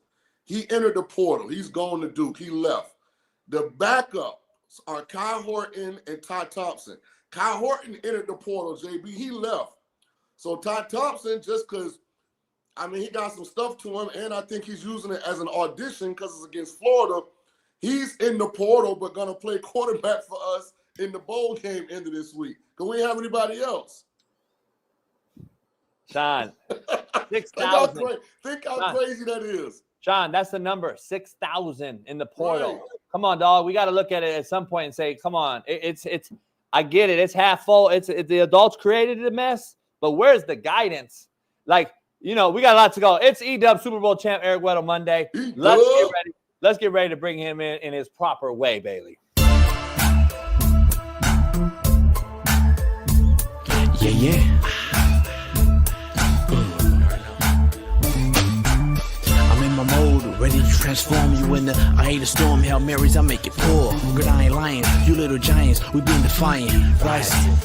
What's the cost to be the boss? Breaking down the walls. We all in once the coin gets tossed. Got the plan of action, never acting. No need to scramble to get traction. We make it happen. From 3-4s to 4-3s, we get it cracking. Yeah, E-Dub. So E-Dub, we gotta come right in because we gotta debunk everything that's going on in the world. And Shaun, this is true story now. I got the video. E-Dub calls me last night. I see E-Dub's calling. I answer it. I'm smoking a stick in the lounge with Ash, the great trained dog he is. And I'm like chilling. And I'm like, what's up, E-Dub? You good? He's like, man, the aliens are here. And I go, what? And literally right above his house was one of these drones that we're seeing all over the internet. And he sent me a video and a picture of what it was. He said, it's barely 100 feet above my head. I can literally shoot it down, throw a rock at it, whatever. I go, so it's man-made though. And Eric goes, 1,000%. I go, yeah, I didn't think it was aliens. But the question we have is, why are they out there? My brother's in the Air Force, fighter pilot, former fighter pilot. He's told me some weird things I can't say. But Eric, tell us about the experience before we get going into the sports world. What did you see, and was there any green goblins coming out? Well, I do want to say this. Anytime I've ever called Coach, he's always answered. So kudos to him. Yeah, man. I was going to Shaun. I tried to answer Shaun too. He called me yesterday. I was driving back from Arizona, and I missed his call. But hey, Shaun, it's you're just not on that level yet, I guess. You gotta. It took you a while to get the intro video. Now Shaun thinks I'm really like we're really a racist RACCISS show. I'm not gonna go to the portal though. I'm gonna stick it out. Stick it out. Okay. Yeah, man. I pulled out of my driveway and I see this like we always got helicopters and stuff. I live kind of above. Everyone, the city, and hey, Shaun, this who lives above you? No one. Who lives below me? Everyone. Nah. So I see a blinking, like I knew what it was. I couldn't tell it was coming towards me, and I couldn't tell if it was a helicopter or not because of how slow it was going. And as it gets closer, I pull up. I slow down, pull over, roll down my window. They probably took pictures of me as it was flying by, knowing this dude. They were like, "Oh, that's E-Dub." That was like the government was like, "That's E-Dub." Yeah, that's E-Dub. Oh, he cool. He one of us. He good. So yeah, it was definitely not like when it flew over me. It looked like a miniature plane, like those things are huge in person. Yes. And the military drones are huge. Yes, and that's exactly my first initial thought as it flew over me. It must have been maybe 100 feet above my head, so I knew exactly what it looked like, and it looked like a miniature-sized plane, but obviously big, not like a plane, but not. When they say car size, that's exactly what it looked like, and it had like a low grumbling, like a winding noise of. You see in the movies, or what you see as a military drone that's just kind of hovering for days and weeks at a time and doing whatever it needs to do. I don't know what it's doing. I don't really, I don't. What you sent me, Dub, was not a drone. What you sent me is not a drone, though. Those are actual Reapers that are we send those. My brother was like, we send those out to seek out like shit. They carry missiles. They carry missiles and bombs. Yeah, they carry some things too. I don't know what they carry, but they carry some stuff. Yeah, I don't know if it was that exact one that I sent you from the video or what I saw, but I knew it looked like that in some shape or form. It didn't look like those little handheld. Yes, it looked like a shape of a plane. God, that's over my house. That's a problem, homie. That's not no drone. That ain't no drone. Yeah, it's not like the drones that we think conceptually of, like the little handheld that we can all buy. This one your neighbor dropping a beer to you in the backyard. Yeah, definitely not what those are. No, that's not what I saw. We're in California. Here's some context. Where E-Dub is, there's Camp Pendleton, which is a Marine base. Then you got some airports. Then you have some Navy bases in Miramar. And then not too far up the road near me, you have March Air Force Base, which is right up the street. Mm-hmm. We have a lot of installations around here. So I'm just throwing that out there. So where they're coming from, we have no idea. But they're also it's ironic that they're on the coast, West Coast and the East Coast, because obviously that's where you would come to do anything from a foreign country. So it is what it is. Hopefully it's nothing. If it is something, hopefully we found it. If it's not, then God be with us all. But let's talk football, Shaun. Let's talk football, E-Dub. We got a lot going on in the sports world. I got to ask you, first of all, I want to tell you, first of all, your new committed QB was going to join us on the show. And then I did some deep dive and digging, and we just couldn't do it because I didn't want to put him in harm's way. As a former alum, they're going to say, oh, he's on collective, blah, blah, blah. So we're going to have him on the show. He just transferred from New Mexico to Utah. His trainer is on our show, Gio, on Wednesdays. So he's going to come on the show tomorrow with us. So I want to let you know that you got a good one, though, because I've seen him. You guys got a good one in Utah. I think Shaun Bailey's over there worried with Matt because the Big 12 next year may have some good quarterbacks and maybe a lot better. Shout out to Travis Hunter. Hey, what's your take on the QB next year going to Utah, E-Dub? Yeah, I mean that's the way of the land now. We hired New Mexico's offense coordinator, and then you bring the QB that you just had under him. So hopefully he's good. Is that black athletic kid? Yeah. I mean, mix. I'm gonna have to see him prove it at the highest level. I'm not gonna get all geeked up over it because I agree. What he did at the mid-major level wasn't like anything that gonna wow me, and it was average. So I don't know. Like I'm hoping. Obviously, we need a full-fledged makeover offensively, and hopefully, this new coordinator can come in and quarterback can. And I don't know what year he is, if he's a one-year rental or if we could actually build around him. But I'm going to be reserved until otherwise. Until you got to prove it to me. Us old dogs, we've seen a lot of been around the block. You gotta show it to me when the bullets are live before I start giving some praise out. His name is Devon Dampier. He's fully white. He threw for 2770. He threw for 2770, 12 picks, 12 touchdowns, but he ran for damn near 1,200 yards and 20 touchdowns. So I mean, I know Josh Allen-esque. I know they've wanted to get athleticism and the way the offenses have changed over the years. Utah has been wanting to morph into that, just haven't been able to, and to be able to run the quarterback and be dynamic in the pocket with the running ability. They've been wanting to do that for a decade now. So hopefully he can make us into something special. Well, I hope they do it, big dog. They were tough to watch this past year. Oh, yeah, you tell me.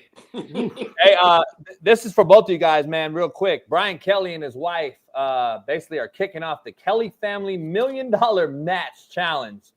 They will match donations to LSU's football NIL efforts up to $1 million with a gift to the Tiger Athletic Foundation Athletic Directors Excellence Fund. Is this something we're so it's just LSU is paying, he's not paying a dime because they're paying Kelly, and then Kelly will just pay. Like Shaun, this is so stupid. Is this what we're seeing the future to be? Like we're going to come out with this outside the box thinking to create some sort of smoke and mirror to think we're matching dollars. You're not spending your money. I don't know. I mean, I guess this just is some positive energy for Kelly, who underachieved this year, and he needs something. Probably is on the hot seat. They're losing recruits. They lost that big quarterback recruit, Underwood, who had been committed to him forever, to Michigan. So they kept the kid, though. I think they kept a big-time kid yesterday from leaving. Yeah. Here's my thing on this. Like, and you're gonna see more. I think I saw somewhere else that he's gonna reduce his salary to help pay for kids coming in. Like, when is it? When is this gonna stop? Like, right. When is the portal gonna get moved, or why is the portal even like? I was taking JB this a couple days ago. Like, the whole transfer came into effect when COVID came. Now we all know what that was about, and we've never will go back to that year and a half that these kids lost, and adults and everyone, small business. We can get into all that, but we need to get rid of the portal, get rid of transferring in the sense that you can't just transfer and play. Like, why is this still being allowed, for one? And then two, we can't just move it. Three, paying to play. Let's just make them pros. It's getting like, how do you support it? How, if I'm the coach and I'm getting paid to do a job and I have to do X, Y, and Z along with A through X, and now I have to get rid of the money that I'm paid to do the job to try to get players in here for 6 months where there's no loyalty. They don't care about the team. They only care about themselves. Like, this is what you're trying. This is what it's becoming, and it's trickling to the NFL.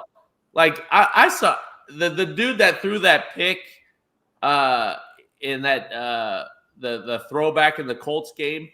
Yeah, he played at Texas, the wide receiver. And to hear his response after the game, he could give 2 SHIT about the play, about the game, about the season. And if I'm a veteran, as you know, Shaun, if I'm a veteran in that locker room who gives his life in the sense to try to win and make the playoffs and win a Super Bowl, this kid could care less. And this is the reality of what football is. There is no team. There is no camaraderie. There is no we not me type attitude. And how do you watch it? How do you support it? It's really good. I mean, to E's point, JB, now kids are already getting NIL, are posting on Twitter that they renegotiated their NIL and gonna stay. Like, it's crazy. I don't get it, man. At some point, we got to end it. Real quick, Shaun, to your neck of the woods, and a former QB, Teddy Bridgewater, 2-glove Teddy, led his alma mater, Miami Northwestern, to a Florida State championship in just year one. He outscored his opponents 262-12, and he won the state title 41-0. What's going on in Florida is my question, Shaun. Why is it so shitty? How did he win so easily? I'm just kidding. Shout out to Teddy. What's your take on Teddy? This is actually his alma mater, Miami Northwestern, that he went back and he's the head coach of. And of course, you know, Miami's a hotbed of talented players. So with him bringing his stature, you know, having been a guy that not only played in the NFL, Teddy got a couple big bags. So him going in there, he can, you know, create discipline and accountability and some new schemes. And with the players they got, it doesn't surprise me at all. Yeah, I'm glad. I'm glad for him. He's a good kid, man. I got to meet him a few times. He's a great dude too. Loves the city, loves doing it for those kids. I'm glad. I think he's a coach too. Just talking to him, it seems like EW, you know, when you have it or don't have it, he has it. I think he can be a guy. I'm wondering if he's jockeying already because he has a name for one of these smaller gigs. Jacksonville State. I don't know if FIU got filled already. One of these jobs, I wouldn't be surprised if he went after. I wouldn't be surprised if he stays at Northwestern forever. Because you wouldn't be. He's already financially taken care of, and that's home, and he can have the most impact with the people that, you know, are dearest to him. You know, this should be a high school's dream to have a guy who made enough money that, you know, he can just stay there and build a program. Think how easy it would be to sustain a program in Miami if your money right. And, no doubt. He'd be fucking Mater Dei out here. He could try to mess with Mater Dei. And he fits the culture. He fits in. He's young enough to still do all the dances and be in the TikTok and, you know, relate to the kids on that level. So it's like the perfect mix. But EW, like, you know, and I know, like, if this guy has done it and successful already, he's got it in the back of his head, think I can go do it and compete at the 4-year level too.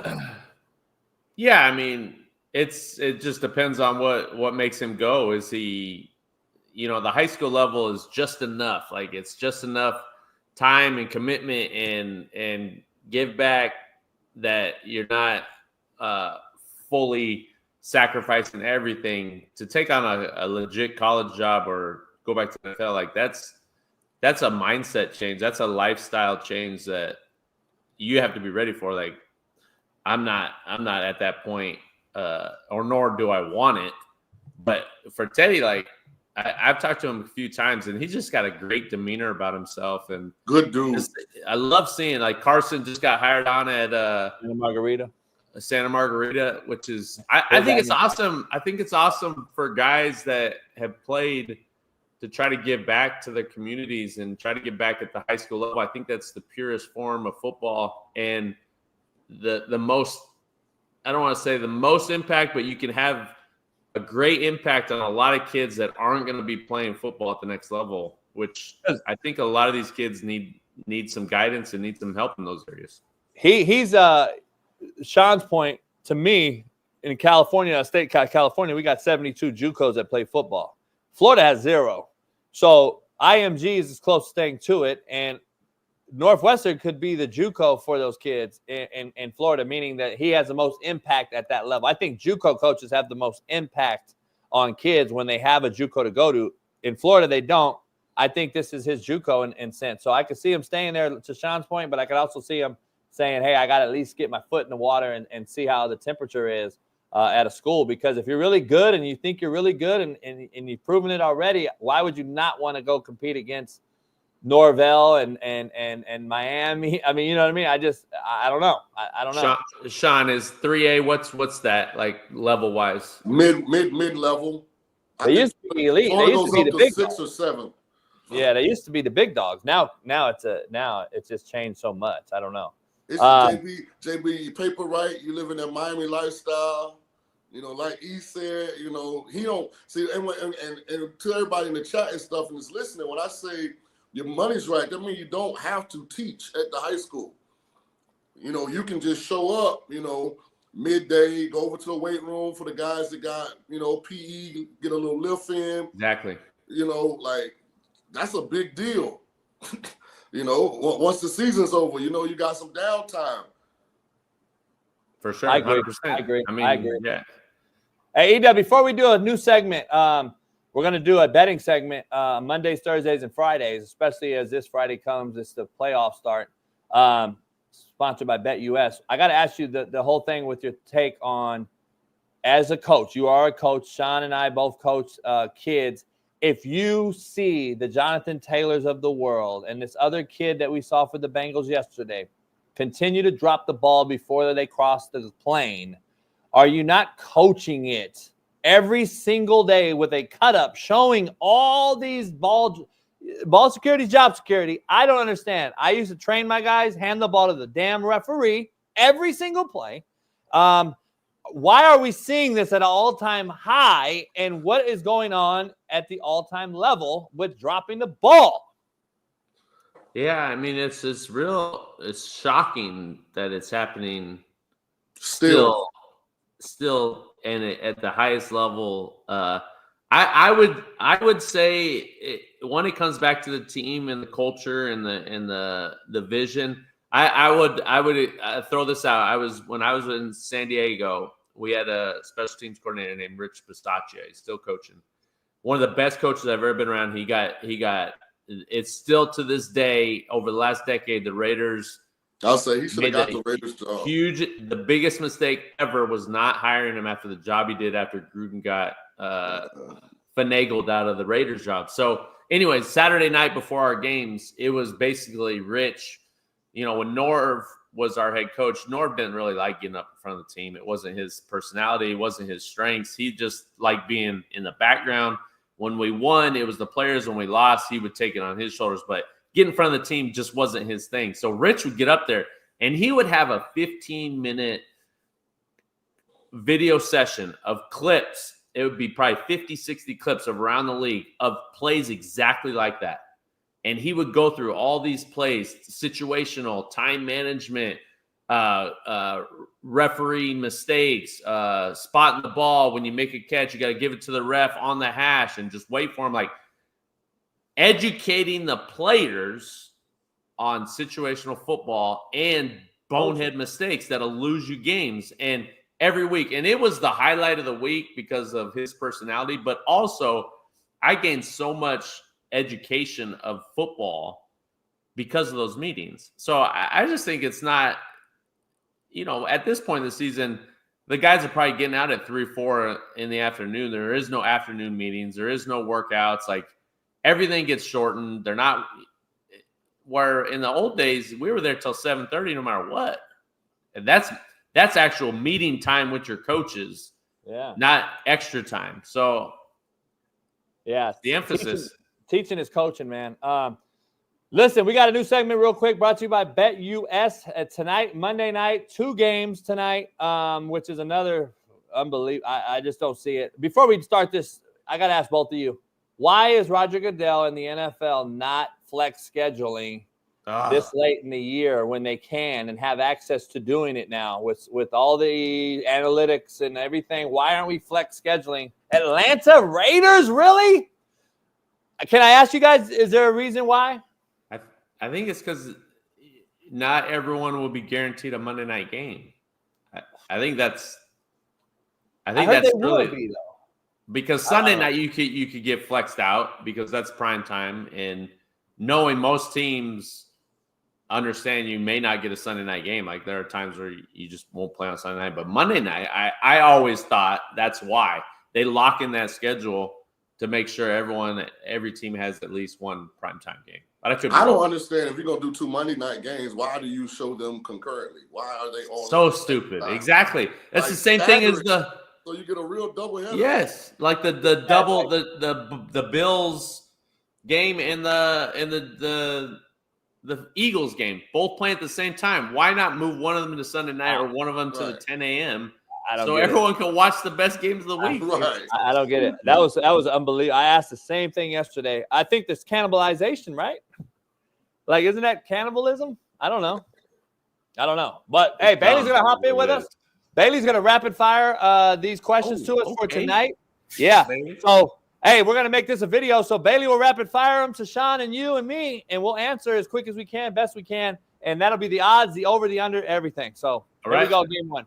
Bet. Let's go rapid fire. Let's start with this game. This is going to be another great game for Monday night. The Falcons take on the Raiders. I believe the line on BetUS is down 5.5 now. Falcons are 5.5-point favorites. The over-under is at 44.5. Let's start with the total, or let's start with the spread, actually. Shaun, go ahead. Falcons are 5.5-point favorites versus the Raiders. Who you got? I don't love the way Kirk Cousins is playing, but with Max Crosby being announced out for the year, I'm going to go with the Falcons here to win and cover this number on the road. Bunch of Falcon fans in Vegas, too. They travel well. No doubt. E-Dub? Agree. Same. Falcons. JB? I'm taking the Falcons to cover the number as well, and I'm going to take I'm going to go on this over under. You said it's at what? Over under is at 44.5. I'm gonna go over on this one. I think the Falcons are struggling as of late because of their offense. Their defense is out there longer. I think Stidham will have a few big plays to a few big playmakers. The Raiders still have at wideout. I think they have one of the best wideouts in football that nobody talks about. He will get loose, and the best tight end, Jacoby Myers. Man, if you look at it, he's dropped one football all year long. Mm-hmm. So I just want to see if you knew his name. Come on, dog. I'm a savant. Hands up, too. No Google. Eric, here's what nobody's talking about. This is the Desmond Ridder revenge game. Yeah. Oh, gosh. He is awful. Under. Hey, anytime you go under, it's always over. I'm going over. All right, baby.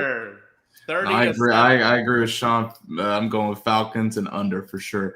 The other game, divisional matchup, Bears versus Vikings. It's going to be an interesting matchup. Caleb Williams versus Sam Darnold. The line, Vikings are 7-point favorites. Shaun, go ahead. Who you got?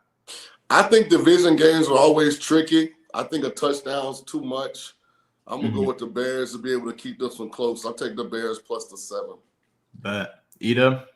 I'm going Minnesota, and I think they'll beat them by more than 7. This is a dumpster fire. They're on the 17-game losing streak. I do love me some Thomas Brown, though. He is a future star in the making, but Minnesota's got bigger things going on. So I expect like a 35-40 point massacre tonight. Bingo. JB, Bingo we got. says his name out. I got the Vikings covering the number, going over the number. The Vikings are going to dominate them. The Vikings have to win big because of what's happened in Detroit and Green Bay over the last 24 hours. I think Vikings show up. They want to stay close to the Eagles. And they're at home. And they're, yeah. I like them to cover the 7 and an over on this one. Vikings all day. Well, there you have it. 2 Monday Night Football games for some reason, but there you have it. Those JB, Shaun King, and Eric Weddle's picks for Monday Night Football. Shout out to that. Baby. Hey, I gotta go, JB. I'll see you guys later. Shaun, appreciate you. I'll see you guys, Friday. Shaun. Hey, E-Dub, prize picks real quick. Some DFS stuff. Another sponsor of the show. Where's Smitty today? Smitty was here early. He had to leave early. He has a doctor's appointment. And That's the same. Listen, I'm going to chime in on Smitty for 20 seconds. This is the same thing I have an issue with my players missing practice or meeting time. When you know our schedule, why are you getting a doctor's appointment during work time or practice time? I don't understand. So, Smitty, you made it. You knew your schedule. How are you not in here right now? Come on, man. Got to be better. I agree. Hey, Shaun, here's my Shaun's not here anymore. I mean, E-Dub, here's my DFS. I got my DFS picks and locks of the night. Okay. And I'm gonna send this to Bailey. He'll post it. But I got some DFS sponsored by Prize Picks. Head on over to Prize Picks today and use my promo code Coach JB. Bailey, I just sent him to you. E-Dub, let's talk about him. I got Justin Jefferson. Go to Prize Picks right now and get these picks in. I got Justin Jefferson to have more than half a touchdown, whether it's rushing, receiving, or passing. I got him over half of half. I think he'll get 1. So that's what that is. I also got Jordan Addison over 55 yards receiving. Easy. Brock Bowers over half a touchdown. I mean, he'll score a touchdown some way. Aaron Jones over 66.5 yards rushing. Sam Darnold over 2.5 passing touchdowns. And Caleb Williams over 1.5 touchdowns. There it is, right there. Head on over to Prize Picks today. Shaun, E-Dub, I was wishing Shaun was supposed to do this with us. E-Dub, where are you at with this? Do you like under, over? I like all of them. I get a little nervous with Bowers in the sense that they know he's the number 1 guy, and Minnesota and Flores should be up for Assistant of the Year if they even have that. I like someone's take. I don't know if it was you or someone else, just of how Miami tricked that whole situation off.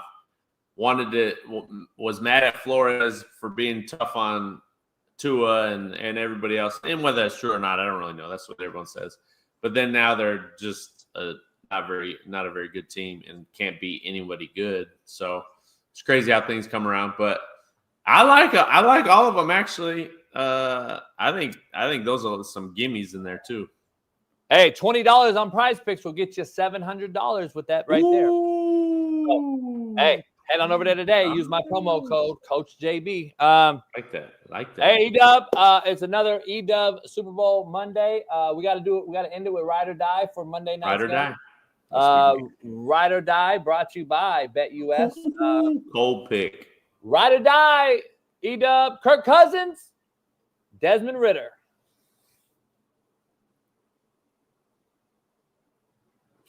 The fact you got to think about it tells us the state of quarterback play in the NFL. I mean, I got to ride with Cousins, even though he's struggling. But there's no chance I'm going Ridder. Ridder was not very good in college against good teams. Got drafted way too high. It's just unfortunate for some of these guys. Like, it's not their fault they get drafted high into a team that's not very good. But you got to man up, and he just was never good. Yeah, I agree. I'm hearing, though, through the rumblings, Aiden O'Connell can still play tonight. Yeah, and he stinks too. So, hey, ride or die. Caleb Williams or Sam Darnold? That may be the easiest one that you've done all year. Sam Darnold, baby, all day. I'm riding with Sam, baby. I'm riding with Sam Darnold. Here's a over, not an over under, but does Caleb throw a pick and he hasn't done in like 7 games? Pretty crazy. Does he throw a pick tonight? Yes. The Vikings Pretty defense impressive. Ranked top 3. Yeah. Oh yeah. The defense is legit. Yeah. Ride or die. Brock Bowers versus Drake London and Pitts combined. Like, are we saying yards? Like just over or ride or die. Who are you riding with? Like, who would I rather have? I'm Bowers. Yeah. I'm Bowers taking all Brock day. Bowers. I just think they're going to force feed him tonight. And then you got Pitts, who's hit and miss, and then Drake London has to get the ball. Kirk Cousins, can he stay upright? He's thrown how many interceptions the last 2 weeks? I think this could be a little bit of an issue. I think Brock Bowers eats tonight. I'm riding with Brock Bowers. Ride or die, Bijan Robinson versus whoever the hell the Raiders throw, because it's a joke. Robinson.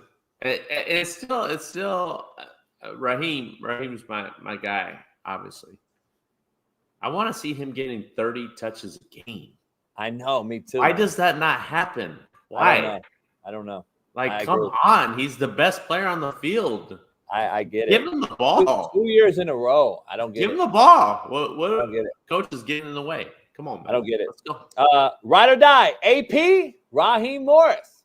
Raheem all I day. think- Does AP have a job after this season? Yeah, I don't know. That's gonna be interesting. Ride or die, Bears defense, Vikings defense. Vikings. Bears defense is pretty good too. It's surprisingly, if the quarterback play was better, the Bears would probably be better on defense. And then last one, eat up, ride or die, DJ Moore, Jordan Addison. Jordan Addison. Really? Because he's gonna get the ball more. Okay, Caleb can't get him.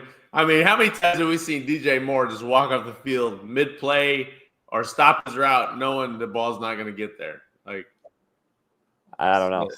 Hey, it's, EW, as you exit today and look for aliens, I got to ask you. I'd be remiss if I didn't ask you. The kid that walked out on his team for the 49ers, haven't had a chance to talk to you about it. What would you have done? What would you have done? I mean, I'm sure it would be similar response as Kittle's, as Ward. They basically, they instantly right away, screw this guy, get him out of here. You've dabbled in the GM space. What do? Do you suspend him so he doesn't go and benefit on another team and get paid, and suspend him without pay? How do you do this? Because I know they're looking into it as the union. I know the union is protecting him too, right? Oh, yeah, for sure. Like,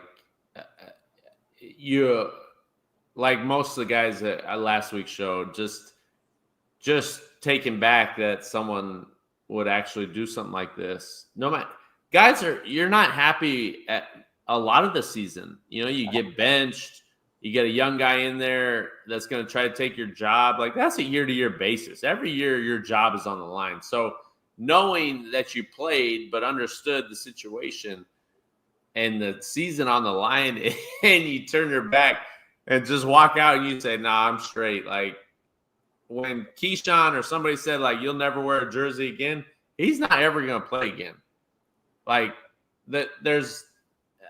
I would only expect no team to ever sign this guy because of what he did. And it's unfortunate, but that's life in the big city, man. Like, you can't come back from a decision like that. Now, on the flip side, organization-wise, I'm trying to take some money.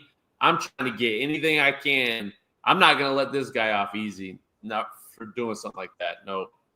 So I think they suspended him so they could try to get.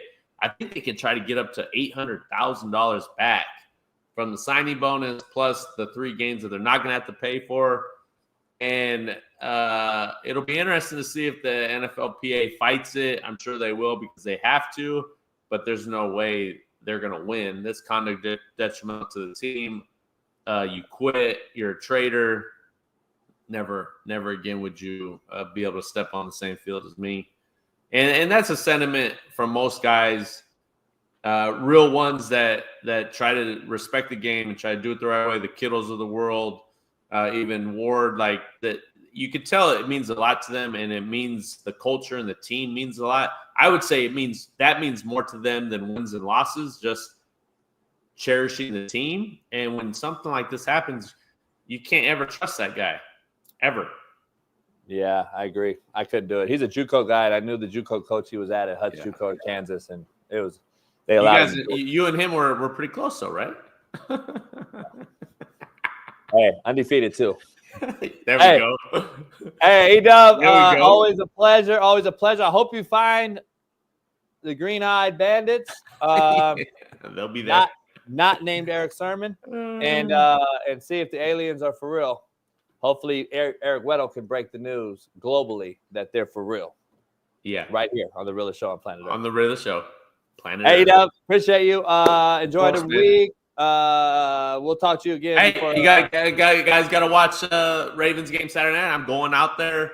Gonna be the legend of the game where I come out and hype the crowd up. So I'm pretty excited. I haven't been back since my last year there in 18. What you gonna do to hype them up? What you gonna do to hype up? I don't know, man. I don't know. Maybe just whatever comes. You gonna to do some mind Ray at that moment. Lewis? Some Ray Lewis? No. I would never disrespect the greatest from that. I stay in my lane, man. I stay in my lane. I'm just You're one of too the humble. small. You're too humble of a guy. Yeah. I'm envisioning you walking out. Like, are Yeah. you gonna have a hammer? Like, what are you gonna do? I don't know. I just whatever comes for the moment. Just whatever it is. You wearing a jersey? Yeah. I think they give the legend jersey, and I'll try to hype up the crowd. Do whatever I got to do to get the crowd going. Big time game, Pittsburgh at the bank. Let's go. It's gonna be. It's we're gonna be watching fun. that. That'll be on the show Monday. You be back by Monday? Yeah. I'll be back. PJ? PJ? They flying you on a PJ? Oh no, man. Southwest. Only nonstop to Baltimore. Hey, you gonna see drones?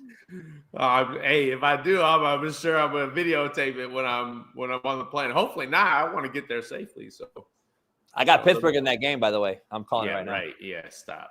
I'm not coming on the show if you do that. Hey, the Rams back in first, though. Yep, Rams. Hey, they're going to win out. They're going to host a playoff game. It's eerie similar of 3 years ago. Hell yeah, Bailey. So Hell yeah, go. Bailey.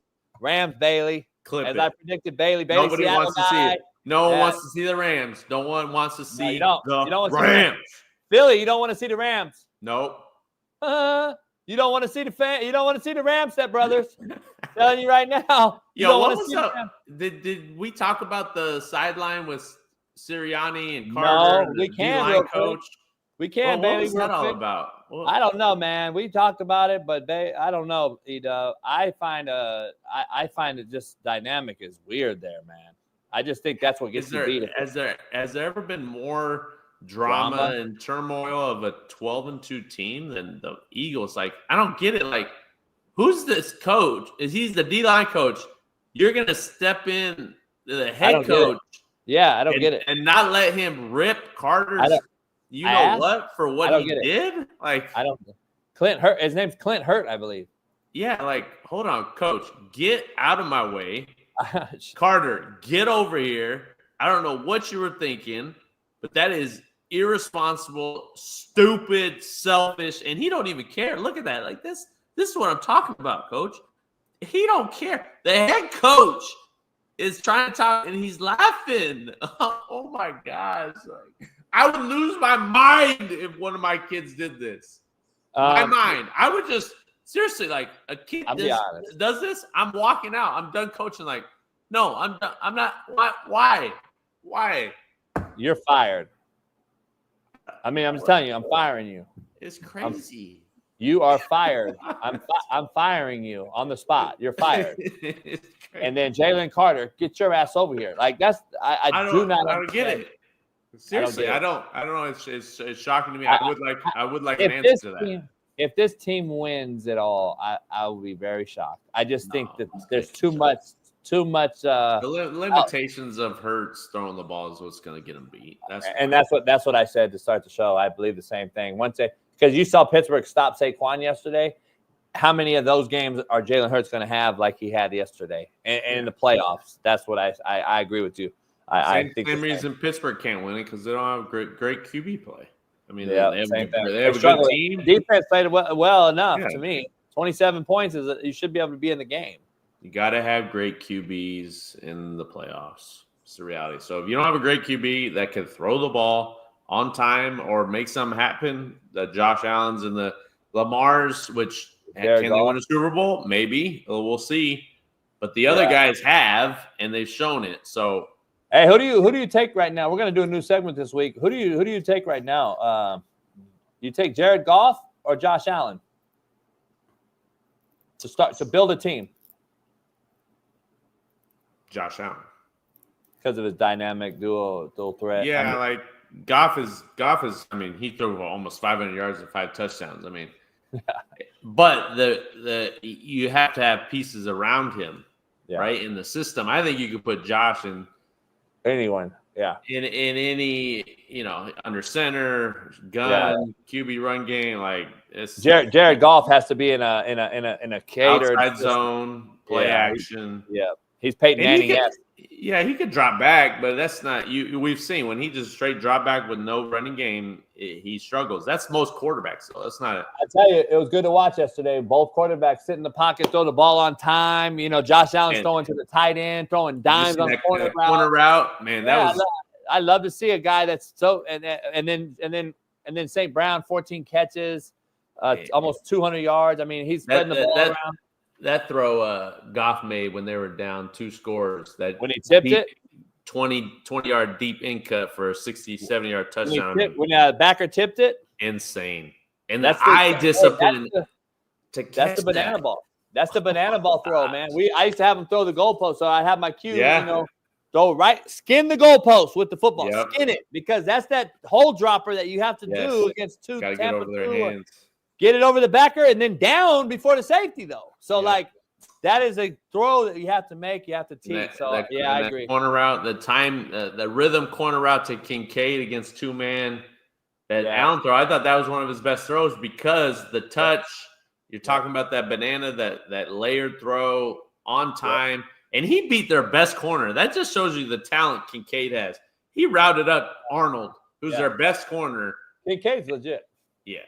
So I had him in my fantasy yesterday. I actually won with him. So I liked it. But Edub, it's another Edub Monday. We'll see you Monday. Enjoy the flight. Be safe and stay away from the green-eyed bandits. You got it, brother. All right, bro. Later. Edub, Shaun King, Big Matt McChesney. Shout out to everybody joining the show. Smitty will be back tomorrow. It is Talk That Talk Tuesday. Dr. Jesse Morse joins us. T. Rich Tuesday. Trent Richardson and the Korean co-sell himself, Steve Kim, will join us. We got a lot to discuss. We'll see about the 2 games tonight. Get your bets in. Bet US. Use my promo code CoachJB and Prize Picks. Promo code CoachJB. And if all you guys out there want a ticker, go to skyboxsports.net today. Use my promo code CoachJB. Get you 10% off right now. All you man cave enthusiasts, coaches, whether you just want a ticker in the bedroom, put it on your ceiling when you're hitting it and quitting it. We'll see you tomorrow on the realest show on planet Earth. Pound and subscribe today. Peace.